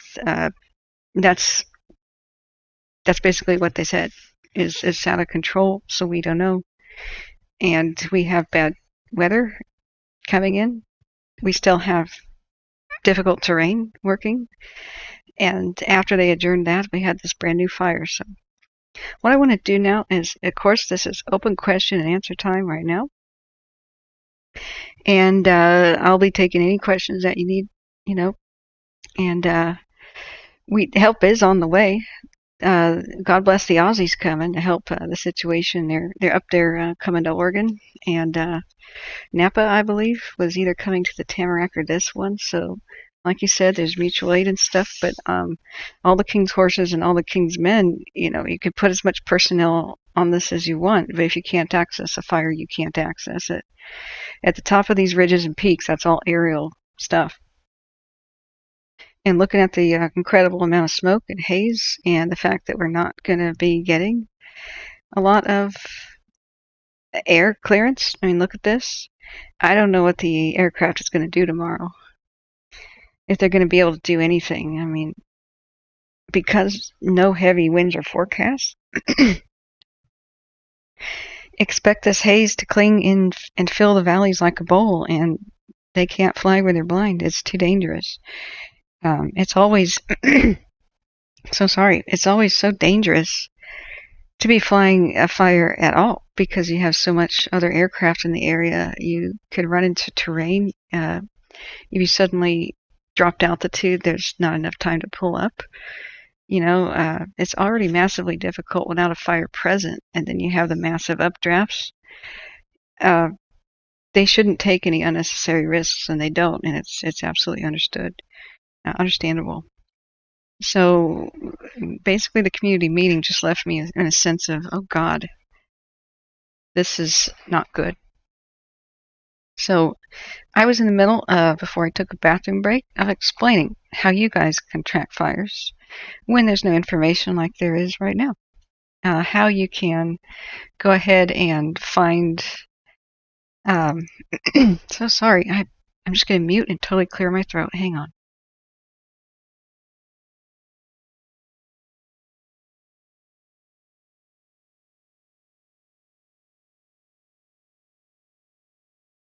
Okay, hopefully that'll be a little bit better. I'm fighting the sick here. Sorry I'm speaking a little bit quickly. I would like to go to bed sometime. I've been up for an ungodly amount of hours. But the adrenaline's kind of hit. Just as I was sleepy and couldn't keep my eyes open, I saw the community meeting and went, oh God.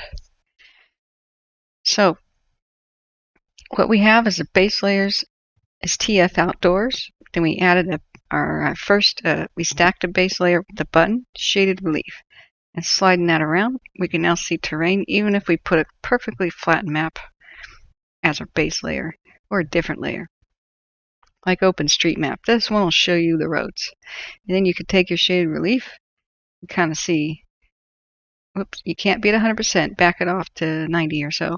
And now you can kind of see the terrain underneath it. And as you slide them back around, you'll find a sweet spot where you can still see labels, roads, but you can kind of get the terrain idea as well.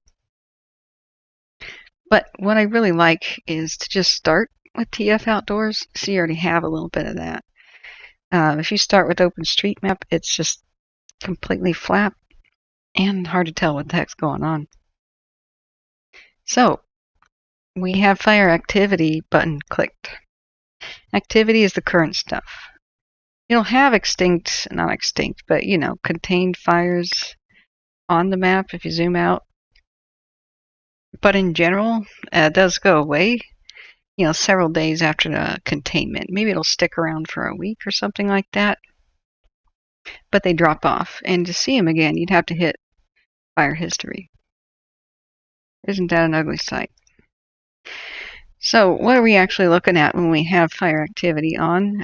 Default is all the satellites at once, and so that's kind of a mess. I like to start with just MODIS plus VIIRS.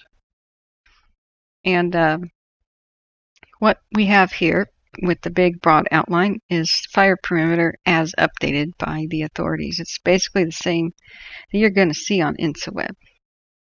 And then you're going to see with MODIS, you're going to see the hotspots here. and it's color-coded, and there's a little button, Fire Info. And so, modus and virs here.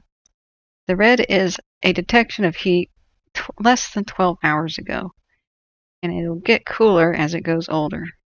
So if it's 4 days into the fire and you click on the virs, you'll see this amazing color-coded peacock thing of progression, and you can see so clearly how everything came about. It's been more than 4 days, so we're missing the very start. But you see that?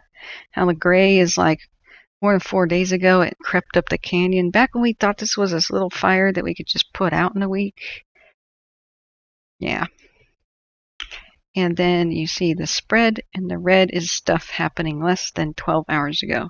Now remember, this doesn't mean that everything's been burned up in here. This is it's painting with a broad brush. It's not pinpoint accuracy by any means. I'm trying to find a good example here. Yeah, here it is.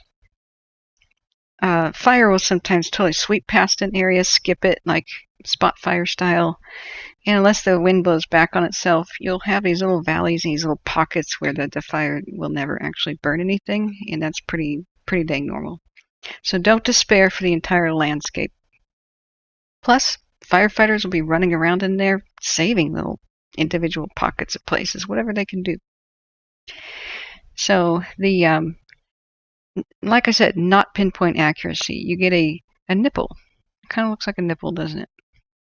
So at the base of the nipple here, at the top, baby bottle, guys. What the heck are you? Get your minds out of the gutter.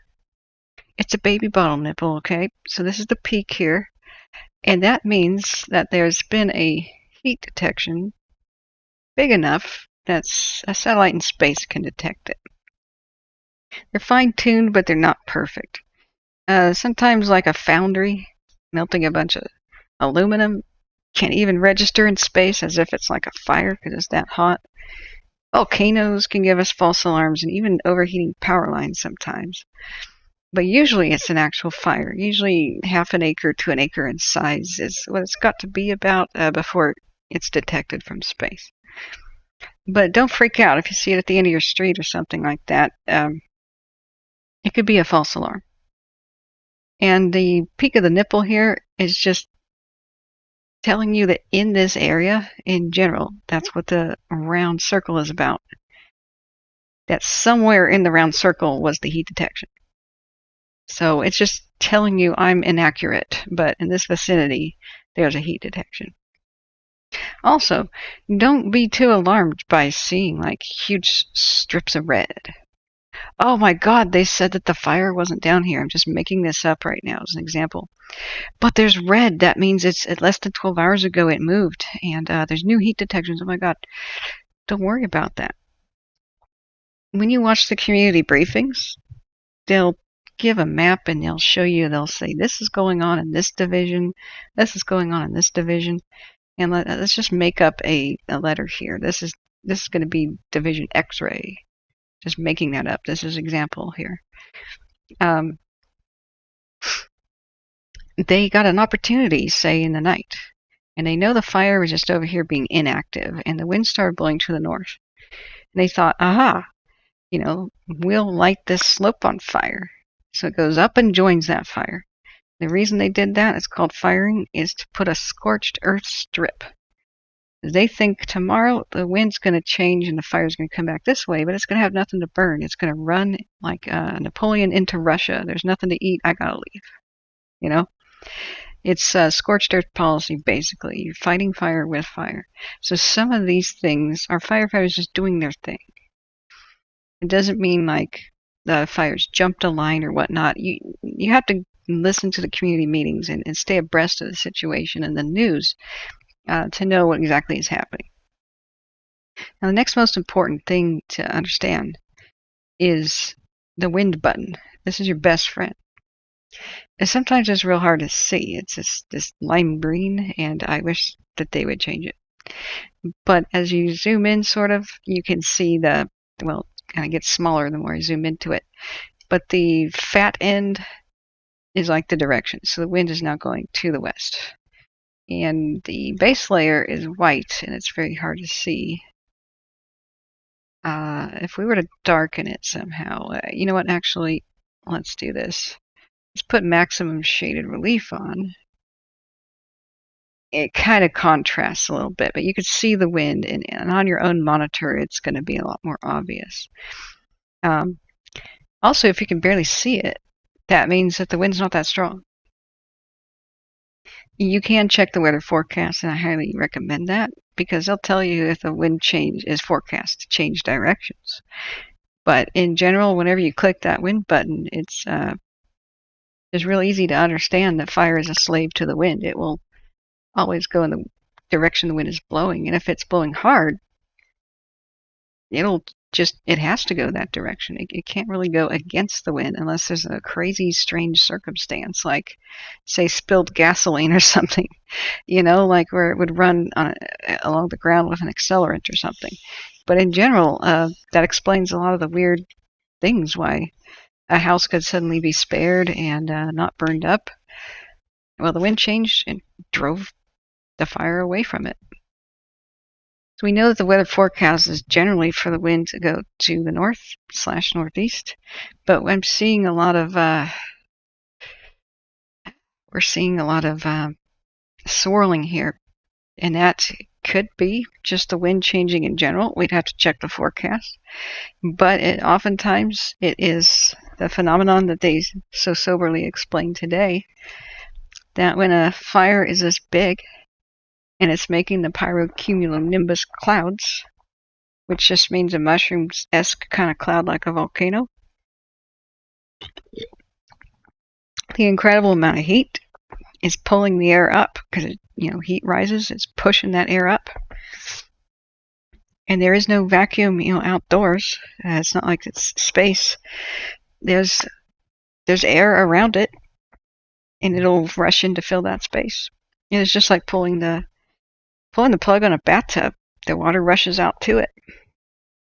And so it is a bit kind of freaky. It's almost mimics a structure fire in a way. The pulling, the sucking of the air.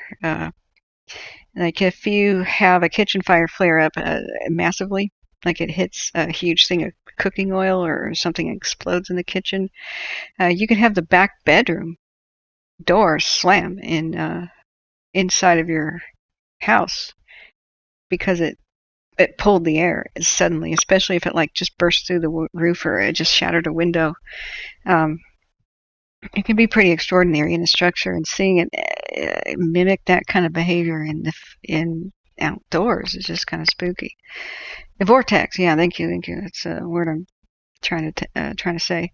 So when we have a wind forecast, one of the biggest mistakes we can do is say, oh, well, since the wind's going that way, then the fire will go that way. They'll make their own weather. The wind can change. Weather prediction is inaccurate in the best of times, and with a fire, it's a lot less, because we're still starting to learn what goes on inside of these. We are completely blind. It's like we didn't know what happened inside hurricanes until we designed planes strong enough to fly into them. Right now, we don't have planes that really can fly into clouds. It's super dangerous. Nobody does it. So we'll continue to learn, science as we get new methods and whatnot. So it can make its own weather, do its own thing, and so we must not fall in the trap of thinking, oh, wind's going north today, fire's going north today. We can't do that. So that's CalTopo for you. What we can also do, I need to show you the other modes of the satellite. It's goes live. This is your best friend too. And unfortunately, it's not with us. It must not have come over this area. It can't be everywhere at once. It's the most up to date, though. It can sometimes update like every hour or even less, like even more frequently. Don't ask me how it works, but it is the one that is going to give you the most up-to-date information. Sometimes, what I was just showing you, the VIIRS plus MODIS, sometimes you can go 3 hours and all of a sudden it's huge and the colors are back. When it hasn't updated for a time, you'll see it go usually completely yellow, or you'll be missing the little dots. And you're like, okay, let's just wait for it to update. Let's just wait for it to update. And then finally it does. You go, whoa. So this is where Ghost Satellite is going to be our friend. And right now I'm sad because it's not with us. So sometimes you can look around and see where it has gone. You know, sometimes it'll be up on other fires, or maybe it's on the other side of the world right now. But when it comes into view, that thing will tell us what's actually going on within the last 20 minutes, even the last 10 to 15 minutes. Now, the downside to it is it's horribly inaccurate, like way more so than what we were just seeing. You're going to see a big chunky blocks on the landscape, and it's going to cover a huge swath of it, like say this entire lake. And it'll be one heat detection within that entire huge chunk. You will have no idea where within that block the heat detection is, but you will know that it was brand new. And so when I hear on the radio a fire's broken out at such and such, I immediately go to the GOES, because Veers and Modus isn't going to have it until at least an hour later. But the GOES may have just detected it, and it's really spooky. But this is how I know that technology will save us all. It's in its infancy, but when we perfect it a little bit, or when we can have drones that can fly into this and do a better job. I mean, satellites can't really hover. They got to keep going around the Earth. When we have fleets of drones that can go in there and see through smoke and do LiDAR and such like that, we're going to have a new era. So I can't wait for it. I'm amazed and happy that I can do this from my armchair, and I can track fires pretty dang well and teach people how to do it themselves, and people can do it on the phone. This is CalTopo is tricky on the phone. At least Android, it's been in beta. You really need a tablet. It's kind of a nightmare to push it around with your finger. But you know, it's getting there. As a desktop resource, this is incredible. So I do hope that our resident, not resident, he doesn't come in the chat. He doesn't even know who the heck I am. But my favorite journalist right now, who was on his way to the Dixie Fire, he usually goes live. Where did I stash his tab? Hang on a second. I'm monitoring the other 64 tabs I have open on the other screen.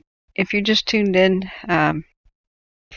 we've got mandatory evacuations for all of Indian Valley and a new fire. In fact, I'm just going to refresh this. Let's see what the current look is from Indian Hill. Sorry, Radio Hill too. So we got Quincy off here to the right, and there's that monster. Let's do a 3-hour time lapse on it while I go ahead and look for the missing link that I had over here. Here he is. Let's see if he's going live. Okay, we've got an image from him. He's not live yet. He says, "Here's my first view from Meadow Valley." Yeah, are you ready for this, guys? He's driving up into the area. So that fire is very pink. Got some serious aerosols going on there. What are my personal predictions for the fire? Like I was saying earlier, I was in a state of shock and awe. Like I was too shocked to even be angry. There's no control here. So let's look at the weather forecast, and that'll basically be the best thing, the best way to figure this out. We know it's been climbing up into the mountains. I do imagine it'll continue its inexorable climb up. We know now that the spot fires are a big major component, like a huge factor. And it looks like we don't have the manpower and or luck with the weather to slam it with aircraft every time one of these pops up. We saw a total loss of control unfortunately, with the blow up of the one that happened yesterday at 2 in the morning. And that's not their fault. It's just, they did their best. So, I got a Quincy forecast here from Pandemonium Software's NOAA Weather. And if anybody could hit the like and subscribe button, that will help people find my channel. I hate to be one of the people that actually says that, but you've got to hit the little ringing bell in order to know when I go live again. And I generally go live when it's quite important. I didn't want to do a fire stream this year. I did it because last year was a crisis. But I said I'd come back if there was another bad situation, so here I am. So for Friday, we're going to have an overnight low of 48, but the humidity is not going to come back the way that they wanted it to. And that was one of the first pieces of bad news that came in from that community meeting. And I'm going to go back to the live images. So here's the Indian Ridge cam. Let's let that update itself. It'll do that about once an hour. Sunny and hot, high of 97. And in the mountains, that's incredible. You don't usually have 100-degree heat in the mountains. That's unusual. So the fact that they don't have much humidity coming back at night is a huge blow. Calm wind becoming southwest, around 6 miles an hour in the afternoon. So looking at the next couple of days, calm wind becoming west-southwest, about 6 miles in the afternoon. Also for Saturday, which it'll be 101 in the mountains. Sunday, 100 in the mountains. And they don't even have a wind prediction at that point because it's kind of foolish to do so as far as general weather prediction goes next to a giant massive fire. And but that means the winds basically it keeps going the way that it's inexorably been going, north to northeast. It's gonna probably obliterate if nothing stops it. I mean, Butts Lake here, B-U-T-T, is a nice little kind of natural fire break, but embers can drift right across it. We know that it can. I mean, there's the highway here as a nice fire break, but embers can drift across it. They could have the best fire line in the world here, but it could easily go over to the peninsula. That would be nightmarish to try to redirect. It is a long drive for units to go around the lake. It's one hell of a long drive. It would be bad. I'm sure they've got some units over there ready for the contingency. But once you have a fire on the peninsula, it can easily jump to the other side. The fire is generally making its way towards Chester. We have a massive airport here, which is typically the headquarters of like a base of operations for aerial attack. I mean, all throughout my childhood, you always constantly saw the fire planes and helicopters dipped, and some planes even got water by belly sliding on the lake. I'm deliriously tired right now, and but you can get the idea. This will probably be defended. It's well defensible, but they'll probably want people out of Chester as they try to defend it. I don't want to see this go up in flames, but I don't see anything stopping it. If they were able to save Prattville, Almanor West, all these lovely, amazing places down here, and the people I know, their cabins, that would be nice. That would be an extraordinary job in these difficult circumstances. But so far, it's marching. So the fact that we've got this spot fire over here, we definitely could see it leap over, get into Indian Valley. It may not affect Indian Valley much. Sometimes they hop over, and probably would go up into here if nothing stopped it. That's quite a steep climb. That's like 3,000 feet up, I believe, into the Moonlight Valley area. So that would race up there. You'd be at a very tall ridge, and any of the embers coming off this ridge, any direction it wanted to go, anytime the wind moved, they could go in a huge radius. And so the whole region is extremely difficult / nightmarish terrain to fight a fire in. There are roads out here, and just doing my own exploration for history time, a lot of them don't really exist. If you can see them, like we can switch over to Forest Service, for example,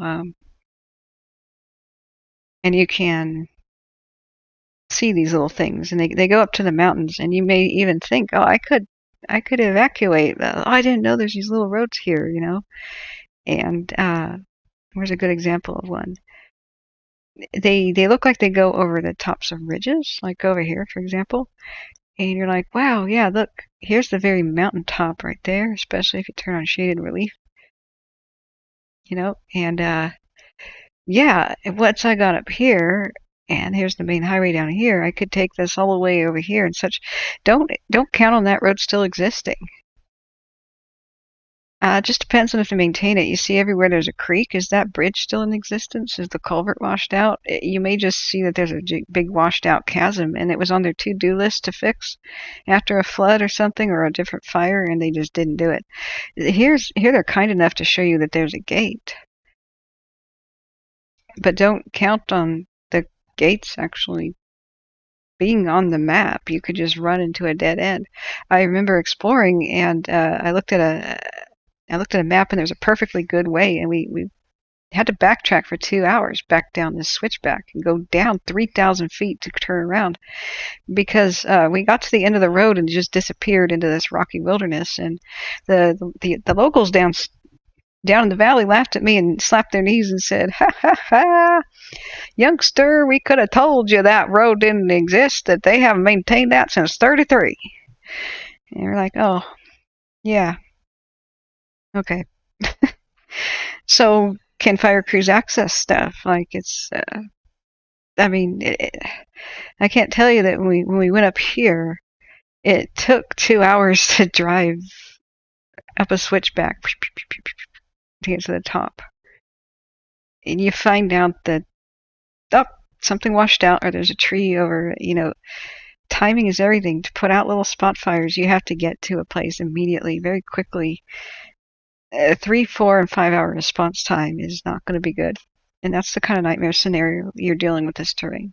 So I have no idea how big it's going to get, where it's going to go. As the winds shift around, as storms come in off the Pacific, the dice is continuously rolling right now. There's always a dice roll for when is the next fierce windstorm going to come? When's the next lightning storm going to come? Every single day there's an opportunity for it to happen. When is is it going to come from Oregon? Is it going to come from Nevada? Is there something from the Pacific coming? We might celebrate rain, but that usually just destabilizes a fire. Unless it's torrential downpour enough to extinguish it, sometimes rain's not really a blessing. It really creates a lot of lightning and such. The added moisture destabilizes, and you get lightning. Dry air plus wet air equals lightning, especially if it's cold to hot. That equals extremely fierce winds. So if you have this extremely hot weather up here that's like 100 degrees, and you had something cold come down from Alaska or something, I'm just making that up, you'd have this turbulent, violent storm. We have no idea. As longer a fire goes, the more likely that these new unknown factors are going to hit it. That's why you got to put it out as fast as you can. Contain it as fast as you can. And even if they do contain something, what about embers? We still have the possibility, because these are extremely high altitude ridge lines. We're talking upwards of 6,000 feet. Take a paper airplane on the top of the Empire State Building, light it on fire just to see how far it goes. They thought they had containment down here in Napa in the Bay Area. Excuse me. I believe the glass fire, if I remember right, they were trying to figure out desperately, like, how did that start? and or the other one was named similarly in this area last year. And they thought they had a fire contained, and an ember may have drifted over. Don't quote me because I didn't follow up on that. But at least part of the fire that merged with the glass fire was an ember that came from the LNU Lightning Complex. That was the talk of the day, because people said, where the hell did that come from? And by looking at the wind, they said that they saw that the wind lined up perfectly with where embers might have landed after doing some calculation. So what do I predict for the fire? It's going to get bigger. It's going to get worse. We're going to lose so much here. We're just going to lose huge chunks of history. We're going to lose, unless they do extreme heroics like they have been doing for a century. Little towns like Seneca and some of the mining towns I don't want to name here because I don't want to send looters over to them, that still exist, that are off the map. Prepare for them to be lost. Lots of cabins and such probably going to be lost. They can't be everywhere. We do have to look after ourselves and look after our own properties, because you know what, we can't rely all the time on help that may be insufficient. We have to do everything that we can to groom our properties to make their job easier. And sometimes, there is hope. Sometimes fires are when they reach your property, are in that nighttime creeping stage where they're not really fierce. And you just having a good groomed property, it'll just go around it. Nothing will really catch, and the main body of the fire will move on at that point. And you may come home and everything's okay. Your outbuildings are gone and your home's okay, or your cabin's okay, or whatever, or at least part of the property's okay. That happens a lot. At night, fires can just creep around. But I've been talking a long time, and there may have been updates. And I need to look at chat. I'm sorry. I want to prepare everybody for a lot of loss. Because if you look at inevitability, just fires go until they're stopped, and you have to say what stops them. Weather can stop it, but we don't have that forecast. Firefighter actions can stop it, but we don't have any sort of a date. In fact, they can't answer any questions about what's going to happen. Weather's forecast to be worse. When weather's forecast to be worse, fires are going to be worse. We now have the introduction of a new one, and new spot fires. We have heat. That it's going to be hotter, and we have fatigued crews. New people are cycling in and out, but it's worse smoke. We're going to have fewer aircraft potentially, so it's worse is all I can say, and we have no idea. We just have to sit and wait. One thing I could say, though, is for the last century, they have fiercely protected the little ghost towns, the little historical cabins, the little museums, the little mines. They still have the stamp mills outside and the really cool things outside to see that keep the tourism alive and keep the keep the people coming here and exploring, and the hikers, the sacred little special spots. They will go. These firefighters will go at their own risk to places like Seneca and make a stand there and defend it, let the fire go around them, and move back away, move back on. They've been doing that for Seneca for 140 years. So there's hope, They just can't be everywhere. They're going to triage just like any batch of battlefield surgeons. They're going to say what's defensible, and they're going to choose to defend what's defensible. And it's going to be fate and a dice roll for the rest. Could we have a big rainstorm come and just help out the situation? Probably not. In California, July, no. We would have dry lightning. That's what August is about. It's the dry lightning month. So that's I hope that answers your question and why I'm too much in a state of shock and awe to be even angry right now. And look back at chat. Iceman is cogito, or cogito, cogito ergo sum, however you say his Latin name, Morris. I couldn't say it, that's why I called it Iceman. So yeah, Dakota J, those are my personal predictions. Hold on to your butts and just weather the storm because it's out of our hands. I had this impulse to get in my car and film as much as I could with a cell phone, get ahead of this fire while it was still evacuation watch. I think I should have done that. I think I should be there now, and I made a mistake. I could have filmed a couple of things that are pretty damn magical, which I believe are about to be lost. I'm living a sort of a nightmare right now because in my ghost town job, it's my job. I study ghost towns and I write about them and I database them and I want to preserve them before they're lost, at least on film. I was just about to buy a camera and go and tour all these places this summer. Last summer I could have done it, but COVID. And this nightmare is, my first on my list was Butte County and Paradise. I planned that years ago, and that burned up. I was going to make a documentary about the Dogtown Nugget. So I thought, oh, well, at least we've got what's left in Plumas County. That wasn't as affected by the fires. There's all these places I know from childhood running around, and I could go back and visit them and really film them this time. And I'm terrified for this entire region. And everything I know could just be completely erased. I mean, I took horse riding lessons in Paradise, and when I went to it in the aftermath, the tour of the aftermath, I got lost in Paradise and sat at a street corner and looked at my map and figured out with GPS I was in the right place. And I looked around and then began crying like a baby because I didn't even recognize. And here's where we used to go get ice cream.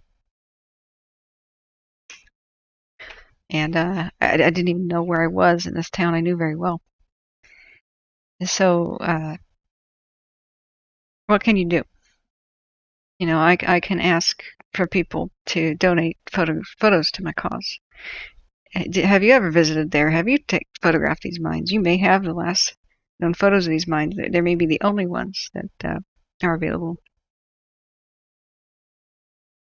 Or these ghost towns or these historic structures. So yeah, let me look back at chat. I probably skipped a whole bunch of stuff. Thanks for staying up and keeping us educated. Yeah, my pleasure. Sort of. Wish we met under better circumstances.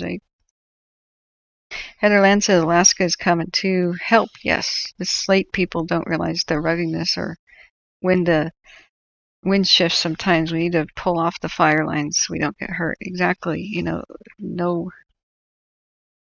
No firefighter should die for a structure, no matter how sacred and old and historical it is. It's, Daddy has to come home. Mommy has to come home. We got pictures of the old buildings. We can rebuild them. Sometimes, if there's money. But Daddy has to come home. So, it's what they do is they only defend a place they know that they can defend. They will never allow themselves to be surrounded by fire unless they know that they can weather it out. And they've got all the equipment and they've got an endless supply of water. A lot of these places do. Mines had miners working that had to drink. And mines needed water to wash gold and such like that. So they're always next to a water source, these little communities. But they just can't do all of them. The slower the fire moves, the more they're going to be able to save. It might prolong the agony, so to speak, but it would be better than it rip-roaring like the Bear Complex fire that killed more than a dozen because it ran from the mountains to the valley in a single night. Like, that was insane. We are, knock on wood, lucky in a way that we're not seeing that sort of a phenomenon yet. That was absolutely unprecedented. That broke records, I believe, for fire travel. It's basically in the same area. If we click on fire history, this is open question answer time, guys. Best way to help the channel is hit like and subscribe button. And with the ringing bell, you'll know when I go live. But this is how the channel lives and dies. It's YouTube's mathematical algorithms will show my stream to others if other people click that button all at the same time. So I'm not being a beggar for like, oh, help me out, but if you want me to reach more people. So if we look at, where's the bear? That's the Nelson. There's been so many. Where'd the bear fire go? They called it the what complex was it renamed to? The bear became the last year. Is it down here? The lightning complex? I don't think that's what it was. Yeah, 2020, I guess. Butte to Glen Lightning Complex? Or is that the tiny thing right there? There's a layer here. Yeah, here's the camp. The big one took out Paradise. Here's the 2017 Dixie. Why do they name it the same thing? Anyway, kind of disturbed. Oh yeah, it jumped Orville down. Here it is. It's just this giant thing here. I remember just being on pins and needles for the mother orange tree. We thought we were going to lose her. The first orange tree of California was saved from Bidwell's Bar, the ghost town under the lake here, when they filled the reservoir. And the fire is coming right at it. And it's the awful devastation here. Yeah, this is this big swath of the landscape. It overlaps, and I don't see its actual tag, but you get the idea. So I had no idea that pretty much all of Butte County and all of the western half of Plumas County would all go up in flames. And Yuba County now is what I'm going to try to do my first ghost town tour of and start the career, I guess, before something happens to that poor county. We'll see what's left for me to document. Going back to the chat. Okay, Max, sorry, I didn't mean to ignore you.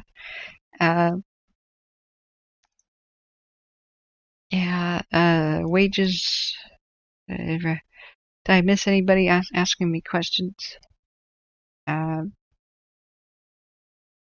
see here.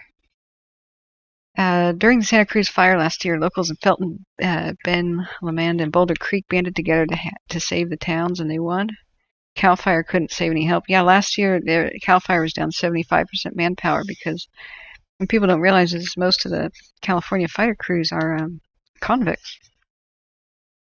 Fight fires for reduced sentence. I think that's on paper. That's a great plan. I don't know how it works. I think it just sounds good that instead of sitting in a jail cell, they can help the community and get a sense of pride and skills.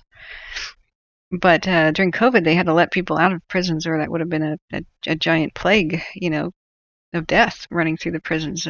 People crammed in like that, so they couldn't have the training sessions, couldn't gather people together. It was just a nightmare with logistics. And so we were basically like, fingers crossed, let's hope this year isn't a bad one. And it became the worst fire year in 75 years. Because the once every 75-year wind event happened where all three western states are slammed by winds, like it's the Santa Ana winds, and that happened on Labor Day. And right after August, which had a 8,000 lightning strikes.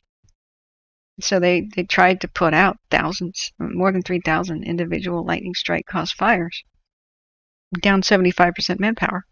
And there's always a race against time, like, are you going to extinguish this fire before the next big wind event? Because when the big wind event comes, it's going to explode. I really hope that doesn't happen here, because we could see this spread to multiple counties. You could see Lassen, Yuba, Tehama, Butte, Plumas monster. A big wind event, if it came from Nevada, could push it down to Chico, and it's deja vu. I mean, everybody in Paradise right now has a facial tic because of what's going on right now. And on top of all that, last year, it wasn't necessarily, the wind stuff was bad enough. They would have completed that race against time and put out those lightning fires, but the power company was busy creating new fires, and so resources had to be pulled off. Just when they were getting a handle on things, the power company went back on their promise of turning off the power when they have vulnerable, rickety lines, and they know it, and red flag extremely high winds come in. Instead of turning off the power overnight like they promised they would, like the courts ordered them to do after the Paradise disaster that killed so many, they disobeyed, and we had new fires explode into humongous proportions, like the Zog fire, and that spread resources so bad that fires went unstaffed when they burned on the Oregon-California border. And you have the same nightmare pattern. Okay, now we got to put those small ones out before they become a gigantic thing. And the race against time is the thing that's lost. So, fingers crossed that they can contain this soon. Because I don't know what the hell. Oh, he's live, guys. He's live. Let's watch. Oh.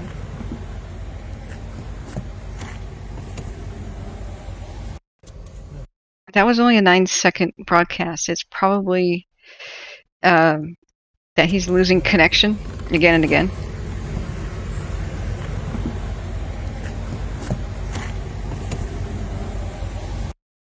He's 2 miles from Quincy, and I guess that would be 70. They said he was coming up from Marysville, so I imagine they let him through. But it's probably that short because that's not really good reception up there. So we should keep an eye on that. Let's continue to watch the cameras. This is the current view of Indian Ridge. I'm hoping it died down a little bit because it's past midnight and whatnot. It was flaring up so insanely earlier. This is that new fire, the fly. And check out the wind direction here. It swooped over and went this way. So we're looking south. Yeah, the smoke is basically going north. Okay, let's see that again.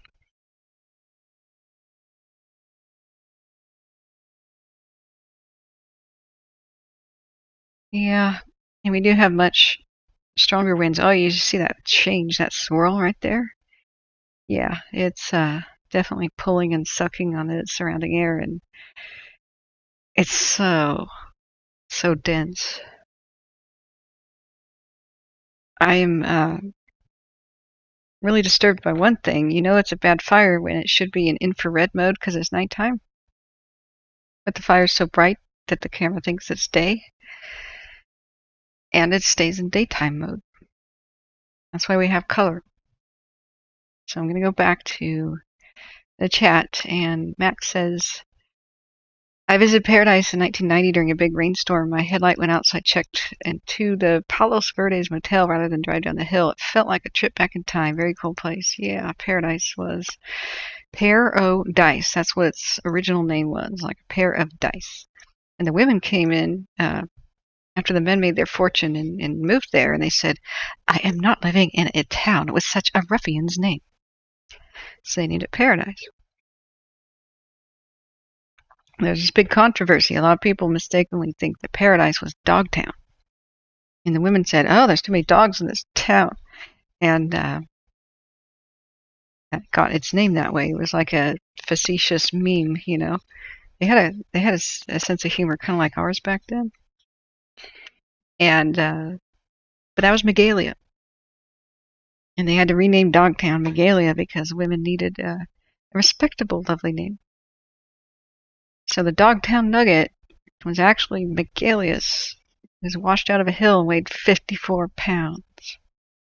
That's what I was going to go and document because somebody found a 10-pounder nugget the size of a fist just a year or two right before the Paradise Fire. And I said, oh my God, you mean giant nuggets are still washing out of the hill? I made contact with the real informal contact with the Paradise Gold Nugget Museum. It was kind of dedicated to that nugget and the history, of course. And so sad to see that it burned. Right before I planned to visit places, they burned down.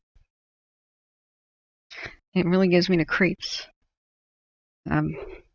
One, yeah, we should prevent all disasters. One, keep me awake 24 hours a day. Don't let me sleep, and disasters will stop. And two, don't allow me to say I'm going to go film something. This is creeping me out. Okay, so looking back at chat, open question and answer time. Still, we're waiting for him to come back and go live. And because he's on the scene now, but you know, cell phone coverage is going to be spotty. If he can give us images like at Markleyville, that would be incredible. We watched the fire approach Markleyville, and I wasn't very enthusiastic about that. I basically didn't know how they were going to defend the town, but they did, and that was so amazing. Markleyville is a different story. It's a tiny place where you can stand in the center and throw a rock and hit one way and a rock the other way, and you've hit both edges of the town. Response, you know, back and forth can be very, very rapid, and that's ideal. And Markleyville is right on an infinite water source of that little river or creek. It was just a small little thing to protect, but this is a region. And this is a region. Let's do a 3-hour time lapse of what's going on at Quincy. Yeah. It's pretty fierce. And you can see how much, much faster the wind is at the higher elevations. And we've got the pooling of the sort of pooling of the heavy smoke right here. And it's actually, you can see it wobbling as if it wants to rise, but it kind of doesn't. It's kind of being pushed down in a way by the upper wind up there. Just watch it wobble. It's fascinating. So here at the first early stages, we got kind of a straight up kind of a deal. And then you can watch it mature. We have the wind change. It's now blowing harder. So it flattens out and starts to lean. But then we got that almost cyclonic swirling action. Just see how the wind is kind of confused about where it wants to go. Backing up, going forward.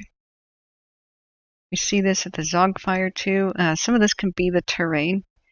You know, it can be wind interacting with in between ridges, and it meets a roundish valley and kind of swirls around just like a water fountain, and you get the water out and it swirls around before it goes down the drain. But I don't know how else to explain it. It is kind of the convergence of the two. Yeah, the Y, you know, basically that is a Y. The stalk here and kind of like a peace sign. So that does kind of trap wind. Let's watch this again. Eerie.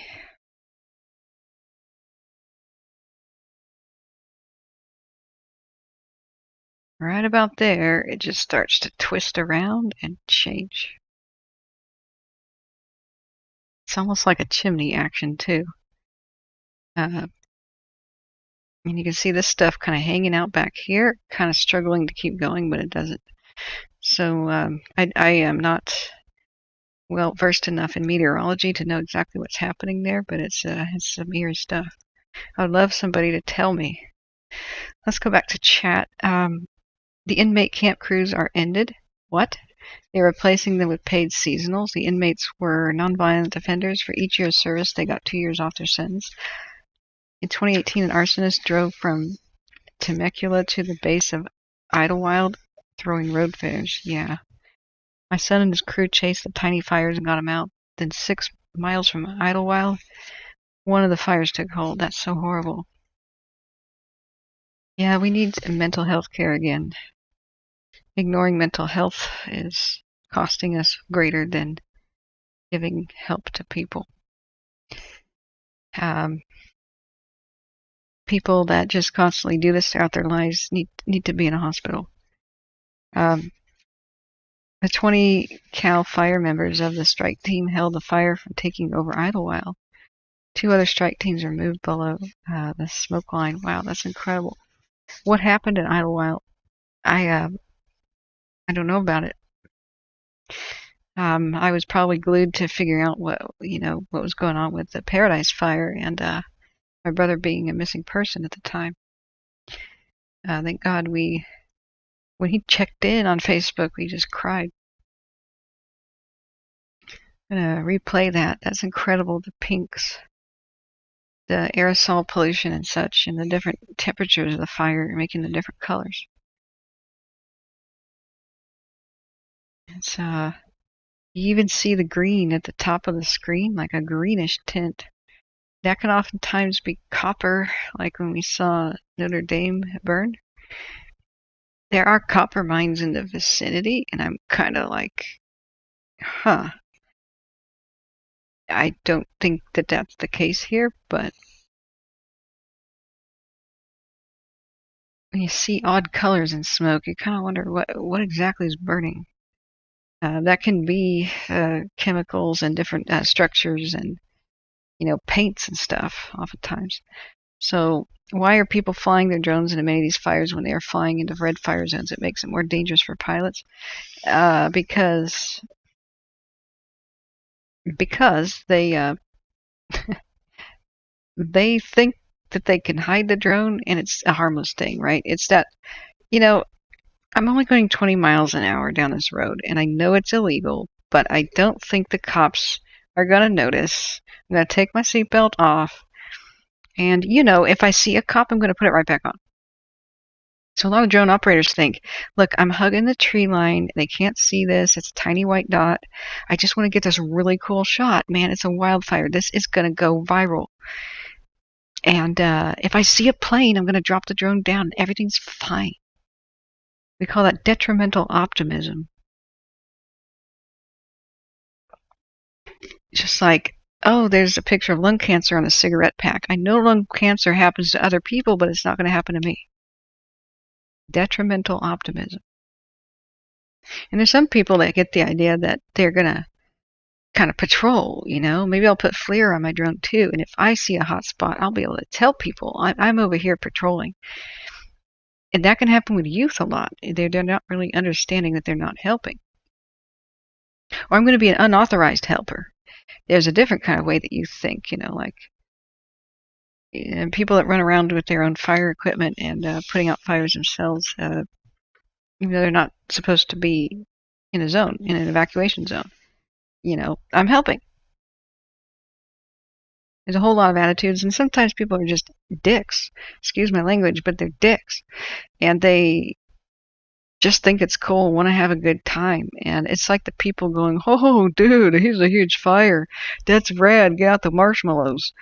And they don't know that the lives of people around them are being crushed.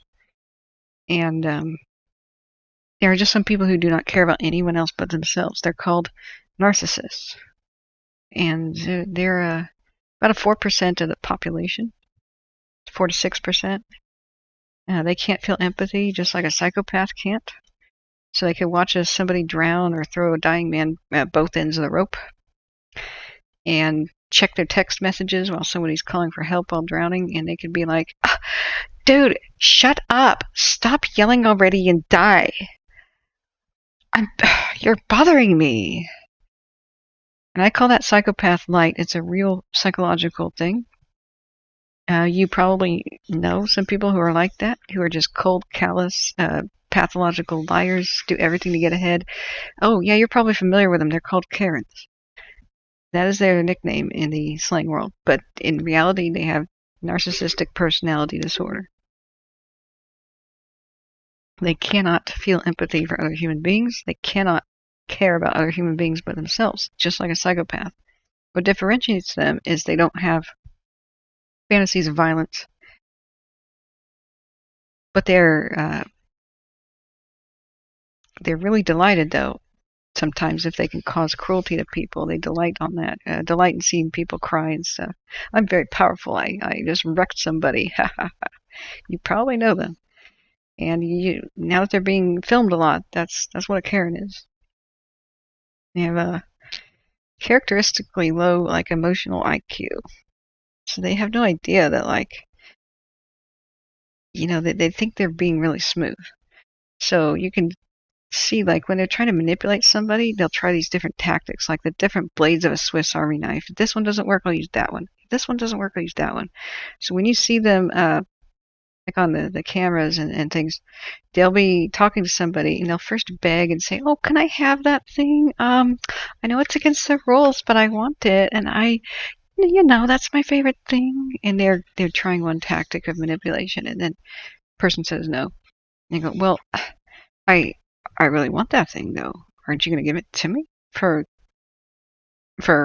what I offer you?" And they're starting to be a little irritated, right? Sometimes people will give something to make an irritated person go away. And the answer is no. Wait a second. You didn't hear me. I want that thing. I'm going to make a big problem for you unless you give me that thing. And then, well, no. The answer is still no, man. And then they go, "Oh, you know what? I'm going to call your manager. I'm going to get you in trouble. I'm going to say you just touched my breast. You know what? You just fondled me, and that means there's a sexual harassment lawsuit coming. You better give me that thing."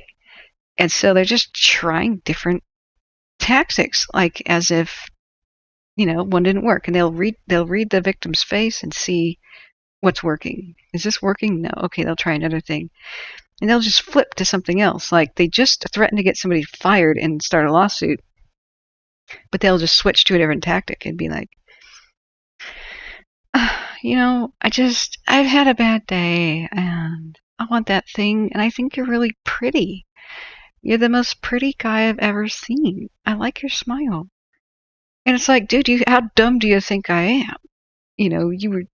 That's the way they operate. And so, yeah, exactly, Max. That's true. Psychopaths are typically high IQ. They have superficial charm. And that differentiates them from the sociopaths. The sociopaths, they're the ones that have the violent impulses and don't have the IQ. And so they're like a dark, evil, trio. And the DSM now has changed from when I was studying stuff like this as a layperson. And long story short, I learned a lot of things by listening to lectures of FBI profilers. That's a different story for a different day. But back in the past, that was the way you differentiated the three. But all three of them have no empathy, and they cannot care about other human beings. They really need to be locked up if they won't comply with the law. In fact, I think all three of them should be when they're identified, because narcissists are the kind of people that can rise to the top of a corporate chain very easily because they stab everybody on the back. They have no morals, no conscience. They can ruin somebody's life with a lie and get to the top. And that explains why a lot of the corporations seem to be evil, because they can watch people, burn to death or whatever, or poison well water and not give a damn about it, or let Flint, Michigan, lead taint the water that kids drink. They really don't give a damn. And they're such a big percentage of the population, but they're repeat offenders, just like a psychopath will be or a sociopath will be. They never learn their lesson. They never feel bad. They never lose sleep over anything. So they repeat evil their entire lives. So never make the mistake of thinking, "Oh, humanity is so awful. I hate humans. Every time I get my faith restored in humanity, some human makes me think that humans are bad." No, humans are the victims. Humans are you and me, who feel things and care about each other. We are the victims of narcissists and psychos and sociopaths, and those people are doing the majority of the evil in the world.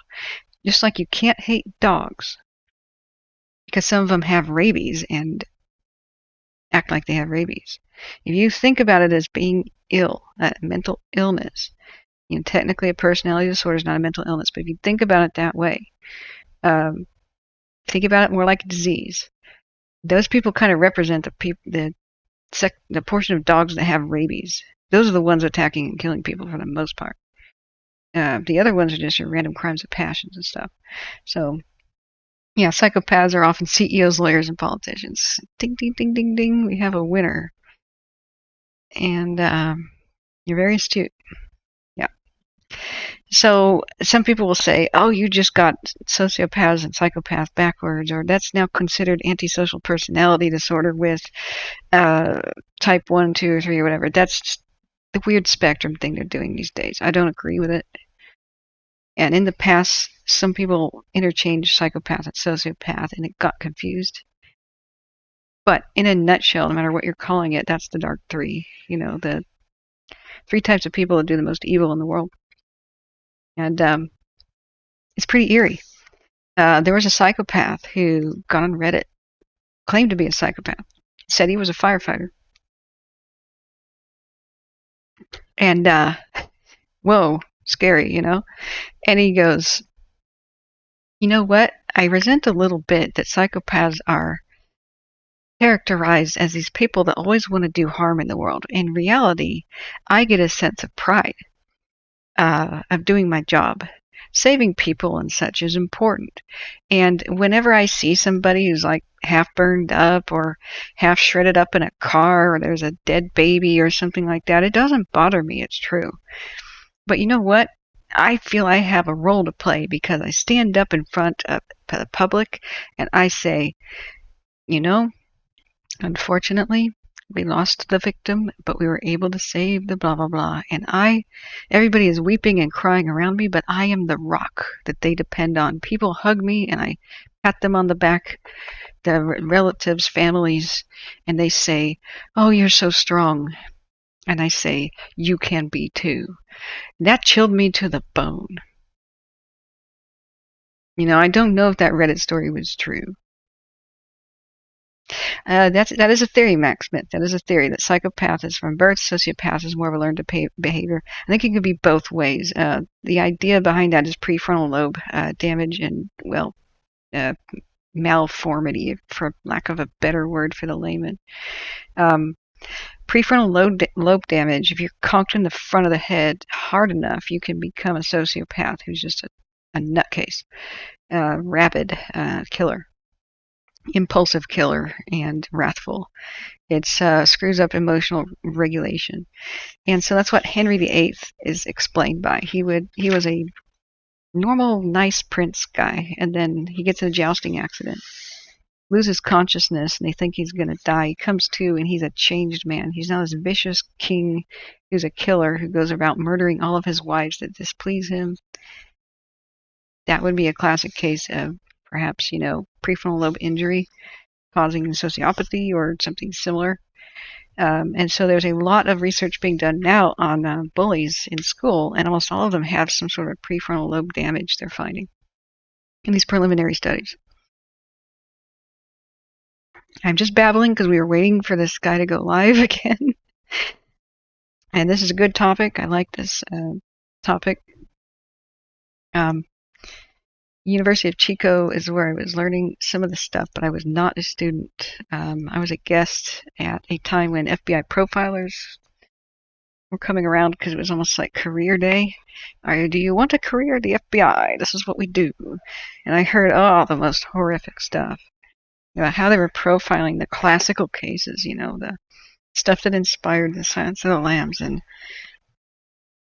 it was enough for me to get extremely interested in it as a writer, and I build greater characters with this knowledge. But the stuff I learned made me realize I do not want that job. Getting in the head of a killer and then seeing what they do and just constantly thinking every day about what they would do would just be the most horrific thing. So sociopaths could possibly be born that way, because of, say, brain damage that would occur in the womb due to inflammation, say, from an infection that the mother had, lack of nutrition, perhaps bad genes or some other factor, environmental, chemical exposure, just something that screws up a baby. That's a factor. And so I do believe that once they find the physical reasons, for narcissism, sociopathy, and basically being and psychopathy. When they find the physical reasons, they're going to start calling it different things.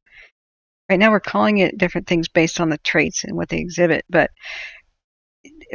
technology is going to improve where we can actually find, oh, this certain chemical isn't present in the brain, or this mother didn't have this specific nutrient during pregnancy, and so this part of the brain didn't develop enough, or we're going to find stuff like that. Mental illness is going to be pinpointed as like physical illness. We're already starting to connect things like autism to brain inflammation and schizophrenia and Alzheimer's and infection.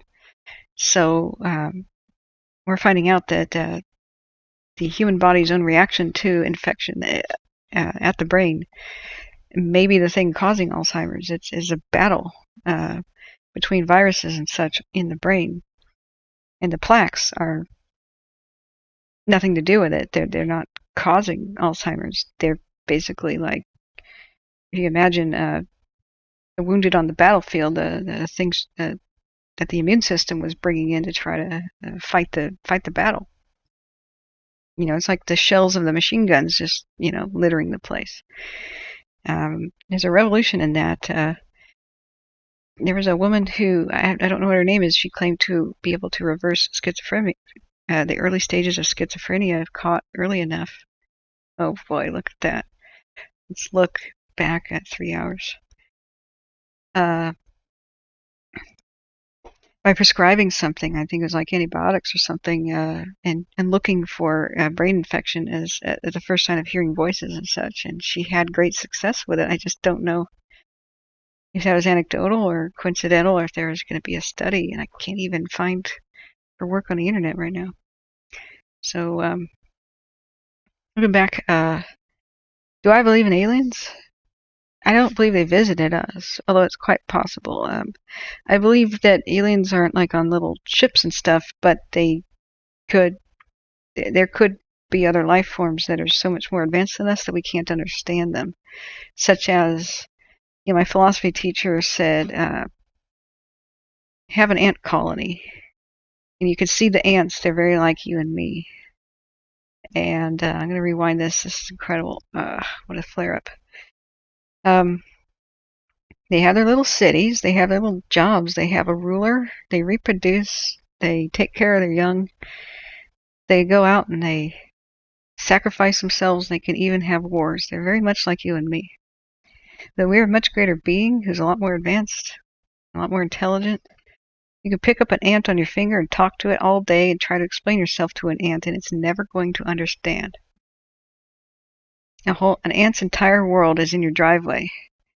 And even if you like them, you have to back your car out of the driveway every day, and you have to crush some of them. They're never going to understand. They just think that some natural disaster comes into their world and kills a bunch every once in a while. So as a philosopher, I think that if there are other living beings, that would be the more likely explanation. Is they're just so advanced we can't understand them. It's just like a cat, on the other side of a glass door, pawing at itself, seeing its own reflection, and not understanding glass. We have two-way mirrors, and the cat can't see on the other side of the mirror.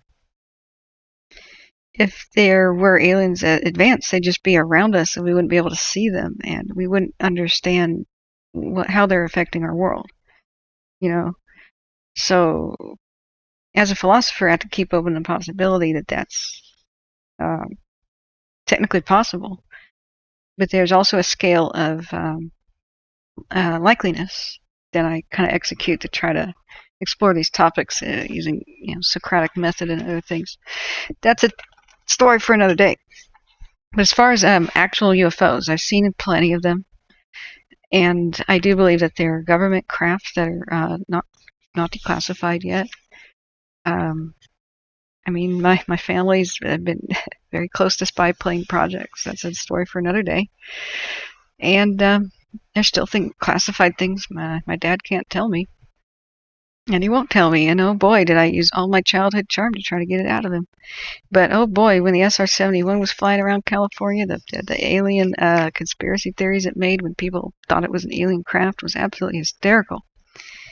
You know, they're still, that was 1959 technology, the SR-71, and it still holds the record as the world's fastest plane. What have we done since 1959? What has the Soviet Union and other places done since 1959? They're still classified. There's got to be all kinds of craft out there making people think it's UFOs, aliens, I mean. So I don't think alien visitors, if they're that advanced, that we'd see them. You know, they know how to perfectly hide and perfectly blend in. My personal thought. Alex Jones joins the chat. Oh God, they're turning the frogs gay. That's the only thing I know about Alex Jones. God. But and that awesome folk song that they made. Oh God, if you haven't seen that, you just Google up the YouTube Alex Jones folk song. Holy crap, it was just a masterpiece. But no,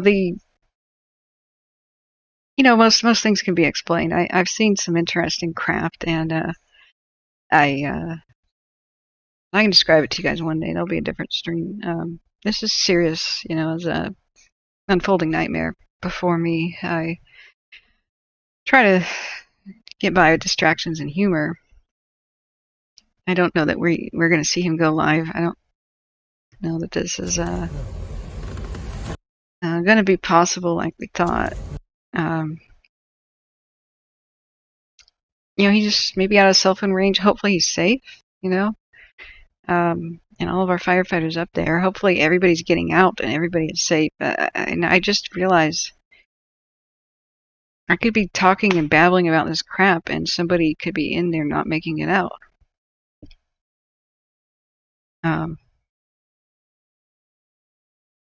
It's we got to come back to how serious this is. But let's see here. Yeah, I've never actually watched Alex Jones. Maybe that would be entertaining, from what I've heard. But yeah, this is just. Let's look at other camps. That's Radio Hill 2, East Quincy. Let's see what the view from Quincy is.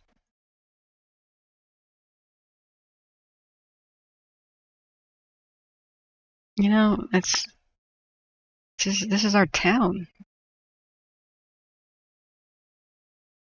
Look at all the lights and all the cars going around, and look out your window and see this.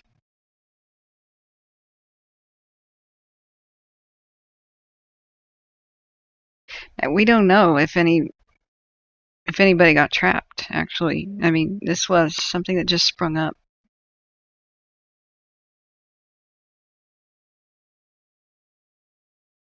I don't know why I didn't even think about that. I just assumed everybody got out, but with the unclear communication and mass confusion, it should have occurred to me that that's a high probability, a very good possibility, that some people didn't get out.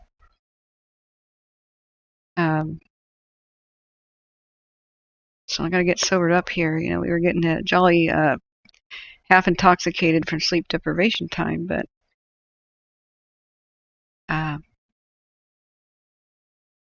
yeah, this is reality. So let's check and see if there have been updates from, say, the county office, Plumas County Sheriff's Office.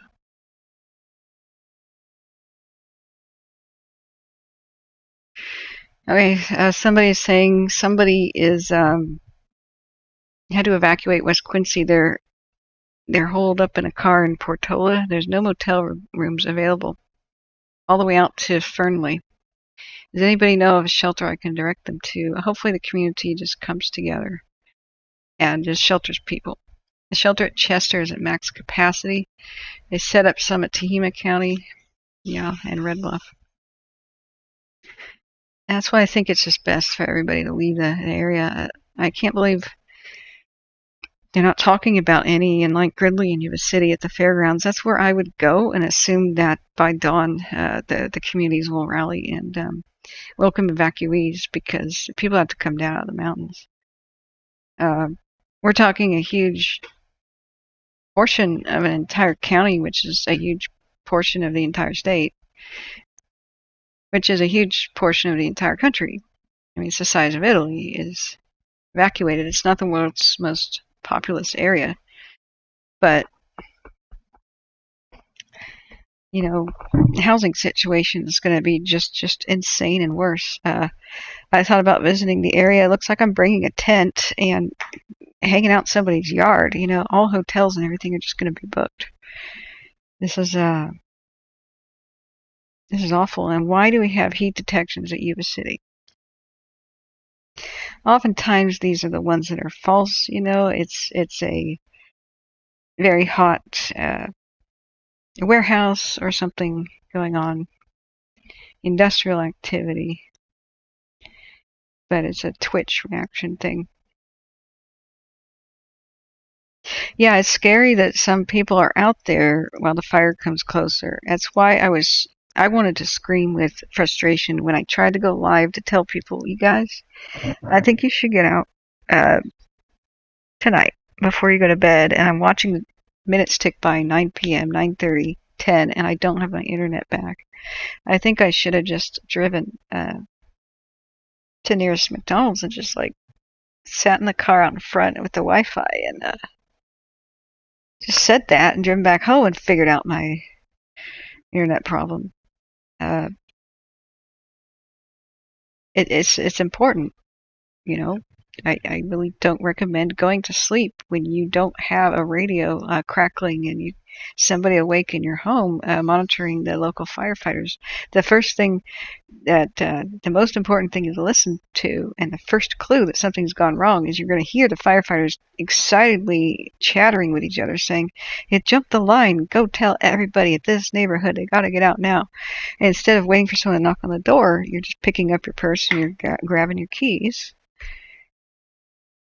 Somebody in your household shaking you awake, because this is what happened last year at Berry Creek and Brush Creek. The bear fire just adjacent. It looked like a calm situation in the night, and that changed. Nighttime is the most eerie, you know, for these situations. My advice that if you live up in the hills and like a dead-end road, you can just go sleep in your car in a lower area like a big box store parking lot, and take the kids too and have it like a camp out thing. Even pitch a little tent in the parking lot and call it an adventure and this and that, as long as the smoke isn't too bad. And fold down the seats and curl up with them, and then that's where you can sleep safely. You can go back home up into the hills, you know, during the day. It's there's plenty of options. Sleep in shifts and that sort of thing. If you've got a radio, if you don't, you know, that's something that you can do. But look at that, coming closer towards Taylorsville. Crescent Mills. Actually, Crescent Mills, sorry, I'm getting deliriously tired. Let's go look at Cal Topo and see if we've gotten an update. Do we have a GOES satellite? I'm shocked that the GOES satellite hasn't been redirected over here and isn't making a pass. This hasn't updated in quite some time. So we're blind. The fire has moved. It has gotten bigger. We know that it's getting closer to this cam located here. It's going up that way. Possibly has jumped this ravine by now, or is trying to. We know this is the direction. We know that the wind is this way, and so I would imagine this ridge is already on fire. I don't know where their containment lines are. We could look at it with InstaWeb and see if we could blow up a map, but I don't care to right now. What's going to happen is whatever's going to happen now. So Dakota J says, I've heard that those fires are pushing wildlife into more populated areas. Oh, yeah. There's a strange truce that goes on. A strange truce. Animals make peace with each other. During a wildfire, their instinct to eat and stuff is just turned off. It's survival. And ever since the Tillamook burn, when I first started reading about that, animals instinctively go down and hang out in creeks and get under bridges, which is another great place to go. When humans went underneath bridges like that in the Tillamook burn in Oregon, they sat right next to bears, who were right next to deer, who were right next to cougars, right next to rabbits. And they just sit there, silent.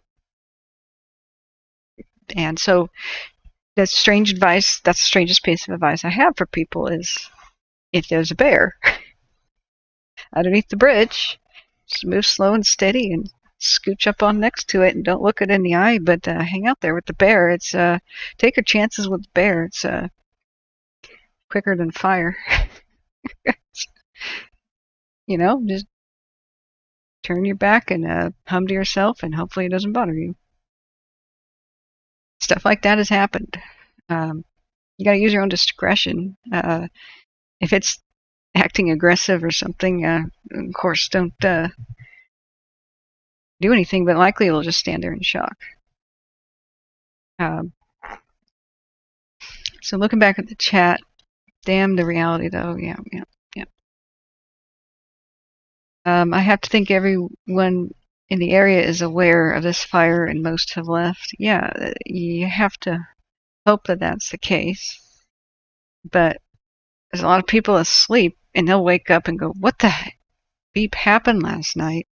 Most people will be sleeping and come out fine. I mean, there's a lot of people at their cabins right now, but I think a lot of people are like, you know what, the smoke is driving me out here. This is sketch. I'm out of here. So I do have to end. It's 2 a.m. And I don't know when it was last time I slept. I think I woke up the day before yesterday around 6 p.m. I was exhausted at noon and sick as a dog and puking my guts out, and by 9:30 p.m. shaking and wobbling and crawling into bed, and I threw back a drink, and just adrenaline hit me as soon as I saw that town meeting.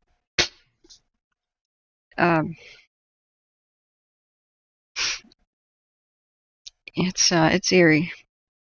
If anybody wants to see it, it's on CAL FIRE's site. It's kind of long. I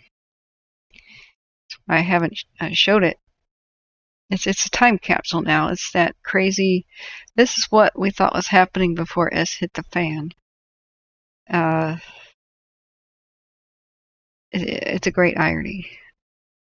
Let's see. That would be the Butte County CAL FIRE. Let me get that up. In fact, it's just in the links are in the description. I can't get sucked into anything. I do have to sleep. I'm no good to anybody as a zombie or dead. People keep telling me that. We were hoping that he was going to come back online. Oh, he's got a still for us. Whoa. Buck Lake. Yeah.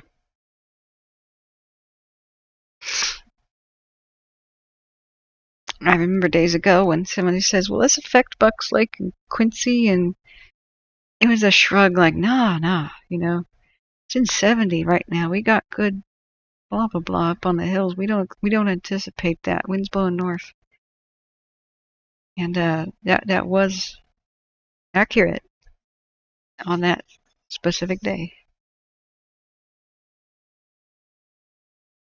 Incredible. He's amazing to go in there and capture these images of our heroes at work, working through the night. I was hoping we'd have some. I mean, these are very fresh.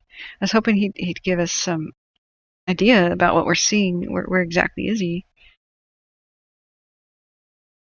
What's going on here? Is this a containment line by Bucks Lake? Is there a plan? I wish Northern California major incident was live right now. Howdy, Tim. Yeah, welcome. Do I have AC in my location? Yeah. If you're asking me. I do.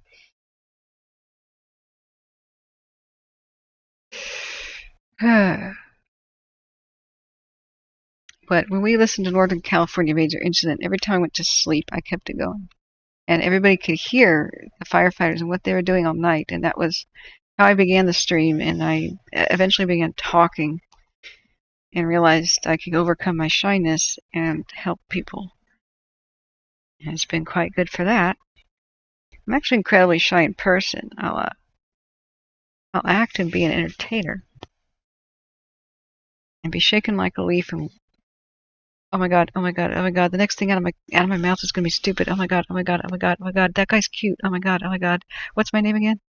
In person, and I just sort of make a fool out of myself. But well, I checked the box for overcoming shyness for the safety of a microphone in my living room. Maybe I can work on the in-person stuff. So I'm going to look at Plumas County back on broadcast. If we hear something, it's just usually not going. There's only 10 listeners for Plumas County Fire Dispatch. That means that it's not active. I had it going for an hour and I didn't hear anything way earlier. Yeah, 9 listeners. I don't hear anything. If it says something, we'll hear it, if anybody does. But I don't see a reason to keep that stream on all night for things like maybe these images. Because people can look at them themselves.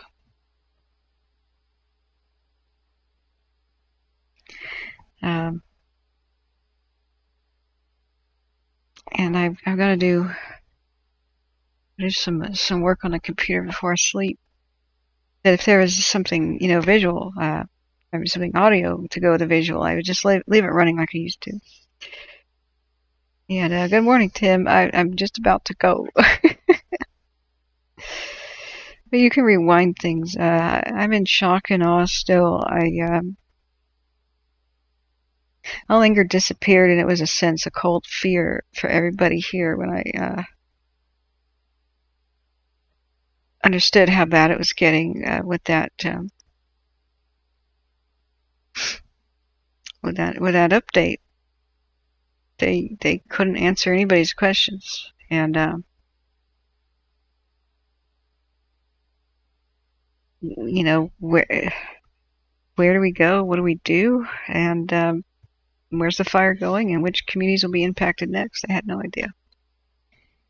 And we found out just after they stopped the stream, and they didn't answer so many important questions. People were just so mad, and I totally get it. And then that anger turned into a sense of chaos and mass confusion. Tim, we got a new fire. They evacuated mandatorily now. It's mandatory evacuations for the entire Indian Valley. Genesee is probably next. If anybody's in Genesee, they should just go. Anybody up by Eleanor should just go. Unless, you're in town, live in the town, and feel comfortable hanging out there for several weeks, because the way out may not really exist. I'm sure they'll let you out if they clear a path, but you won't be let back in. So everybody in this region has to figure out, where do I want to be for at least 2 weeks, probably. And I would suggest that in the valley it's better. Am I in a mandatory evacuation area? No, I'm not even in the state. Okay, what? I was going to get in my car the moment I heard about this fire starting to really get out of control and run around trying to document the historical assets that I could for my ghost town documentaries in case they burned up, because I figured the fire would just spread slowly and I could be, like, say if it was going by Chester, then I could be over by Genesee, or if it was going over by, Moonlight, then I could, be down by Taylorsville or something. And I had a grand overarching plan to film where the fires devastated last year and revisit Paradise and the even down to the Cascade Fire, see what it's like now. As we remember the bad fire years, and holy crap, 2021 said hold my beer. So did pg&e. We're looking at Quincy and the brand new fire just raging up that hillside, heading right for Indian Valley. Ketty is surrounded right now. It hopefully will make it. What's left of Ketty after the near total abandonment of it due to the Ketty murders and the people thinking it was haunted. Ketty was kind of a remote, like, whoa, you're over by Ketty sort of a thing. All throughout my childhood, it was like, the murderer of Ketty's gonna get you. That was the bedtime story that spooked people out around the campfire. And, they had a long way to go to live down that terrifying reputation. Like, that's the only thing people had heard about Ketty. Unfortunately, and they really don't need this crap. You're starting to come back as far as I know. Tim says, we know it's bad and not much we can do. Go get some sleep. Yeah. That's what I'm going to go do, guys. So, last call for a question. There's dead silence on Plumas County Fire Dispatch. I don't think it's active. Whatever channels they're using, nobody is, with a ham radio, is broadcasting to Broadcastify. So, let's look at the latest image. Yep, that's the latest one. Let's look from Indian Ridge. Yeah. No, I'm not in California right now. I want to be. I'm making arrangements, but they are tentative. I'm really dependent on who's willing to host me. I can't find a place to stay. Either people are antsy about wildfires, or they're on vacation, or they're recovering from surgery, or they're, not able to accommodate a guest at a moment's notice. So if I had a place to stay, I'd get in the car the day after tomorrow. So Max Smith says, we faced a wall of fire 1,000 feet long coming to our neighborhood in the 2003 Cedar Fire. Yikes. We grabbed shovels and 30 neighbors threw sand on embers crossing the road. 0 firefighters, engines, or air attack. Oh my God. Were you able to defend? That's intense. And where are you abouts in general? Where are you abouts right now, Max? I mean, that's what I should be asking the audience. Like, where are you guys? What's your guys' story? I want people to share how they are, who they are, and what their stories are in chat. I keep forgetting that new people may not understand that. And please hit the like and subscribe button. If you make it so it's a ringing bell, you'll know when I come back. You won't know unless you hit the ringing bell. Oh, the East County, San Diego. Okay. Yeah, that's a damn good job. You defended your place. Nice one. I do believe that citizens should be educated in fire defense, and that should be just part of the curriculum for all high schools and stuff. And so you can have a limited role of like a pre-arrival, early quick response, training people and maybe even having little stations where hose and stuff is available at the end of street blocks and call boxes and things like that. Can really make the difference in situations if people are trained. We don't want amateurs running around with plastic helmets and going, woo! I've got garden gloves on and I'm going to be a hero. But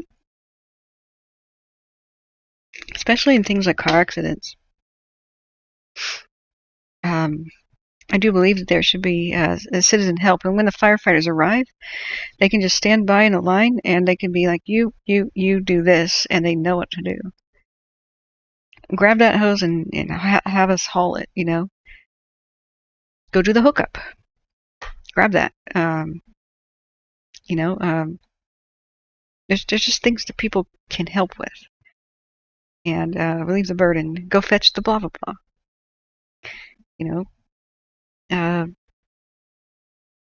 People, once they know, when they know what to do and they can follow orders, I think a lot of things will really help. And we should have definitely a sort of like a National Guard of firefighting, of the ready to go at a moment's notice, like kind of like we have search and rescue for earthquakes, and report to the nearest airport and wait for your assignment. We could do a lot of stuff, but that is a conversation for another day. That experience motivated my son to join CAL FIRE. Yeah, awesome. In Dakota, you're at Susanville. How's the smoke, Dakota? A cedar fire was growing 5,000 acres an hour. Jeez. I bet it was like a blizzard of embers. Tim says basic firefighting, not a show, but hands-on. Yeah, exactly. People don't realize that just using a shovel, using a blanket, using buckets of sand. There's a bunch of techniques that are basic that work. Dakota says the smoke's horrible. God, I can only imagine. I've got Ken up there, and I'm a bit worried for him. There goes my plan to visit them and stay a night in Susanville. I figure I'll just go get the tent, and it would be brutal tent camping in 90 to 100 degree weather, or 110, but gotta do what I gotta do. I can't expect anything but like all hotels and everything to be full. I have some personal business in the area, and then I thought about covering the fire as best I can. If I can get some donation money for gas, it's $5 a gallon. But I'll go and I'll cover this with my cell phone or whatever it is I can do. My email, if anybody has stories, is catherine.davidson.wildfires@gmail.com. You can also send me money there if you want to donate to the cause. I will use it for good, to help people. Spread word out, educate, travel, document. And you will see my work when I return, if I'm able to go. If not, then I will upgrade the stream, better equipment, better microphone. I need some sort of a better video card. I already dropped $2,000 into a new computer. Well, nearly $2,000, to be able to edit 4K footage, but now I need a 4K capable camera. I do have a 4K capable basic drone. So I've already shot some history footage and stuff, so if you want to support my work, that's the email address. I think you only need an email to send money with Venmo and Gmail, Google Pay, PayPal, that stuff. And I'm totally grateful. If you want to give me Uber Eats, please do. McDonald's gift cards, whatever it is, because I stop working and I just sit here for 17 hours, whatever it is per day, and I can't make money while I'm doing this. I feel terrible asking for money when there's victims here, but I can go and help victims too. When I tour these areas, I bring stuff that I don't need anymore, and little donations from people that I know, in toiletries and just whatever I can. Old cell phones and just whatever I can do to help. But most of all, I think I can help by telling people's stories and getting the word out about what's going on out here. The world can donate if they know what's going on, and I want to do fundraisers. When you make the stories personal and people think they're helping an individual and not just a organization like the Red Cross, that's how you can really make a difference. It's the personal stories here that matter. And that's how we come together. Communities pull together this way. So with that, I'm going to leave you guys and crawl into a bed. And hopefully I'll not sleep 16 hours to make up for 2 days of lost sleep. Oh, I'm still sick as a dog, but I'm feeling a little better. A little bit of time's gone by. I got good nutrition. Took care of myself today, and nothing too strenuous other than snapping to attention and getting back on stream. But I didn't tumble off a bike today like yesterday. I realized my balance was a little bit off. I don't need to be riding bikes when I have a potential sinus/ear infection or whatever's going on.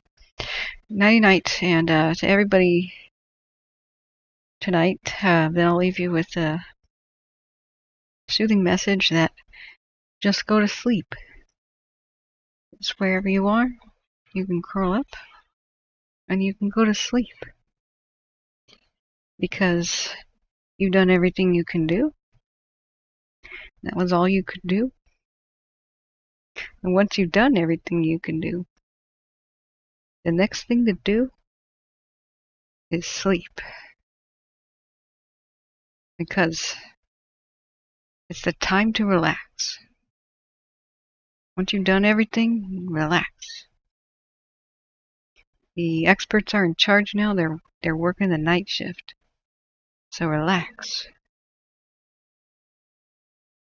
People are monitoring the situation.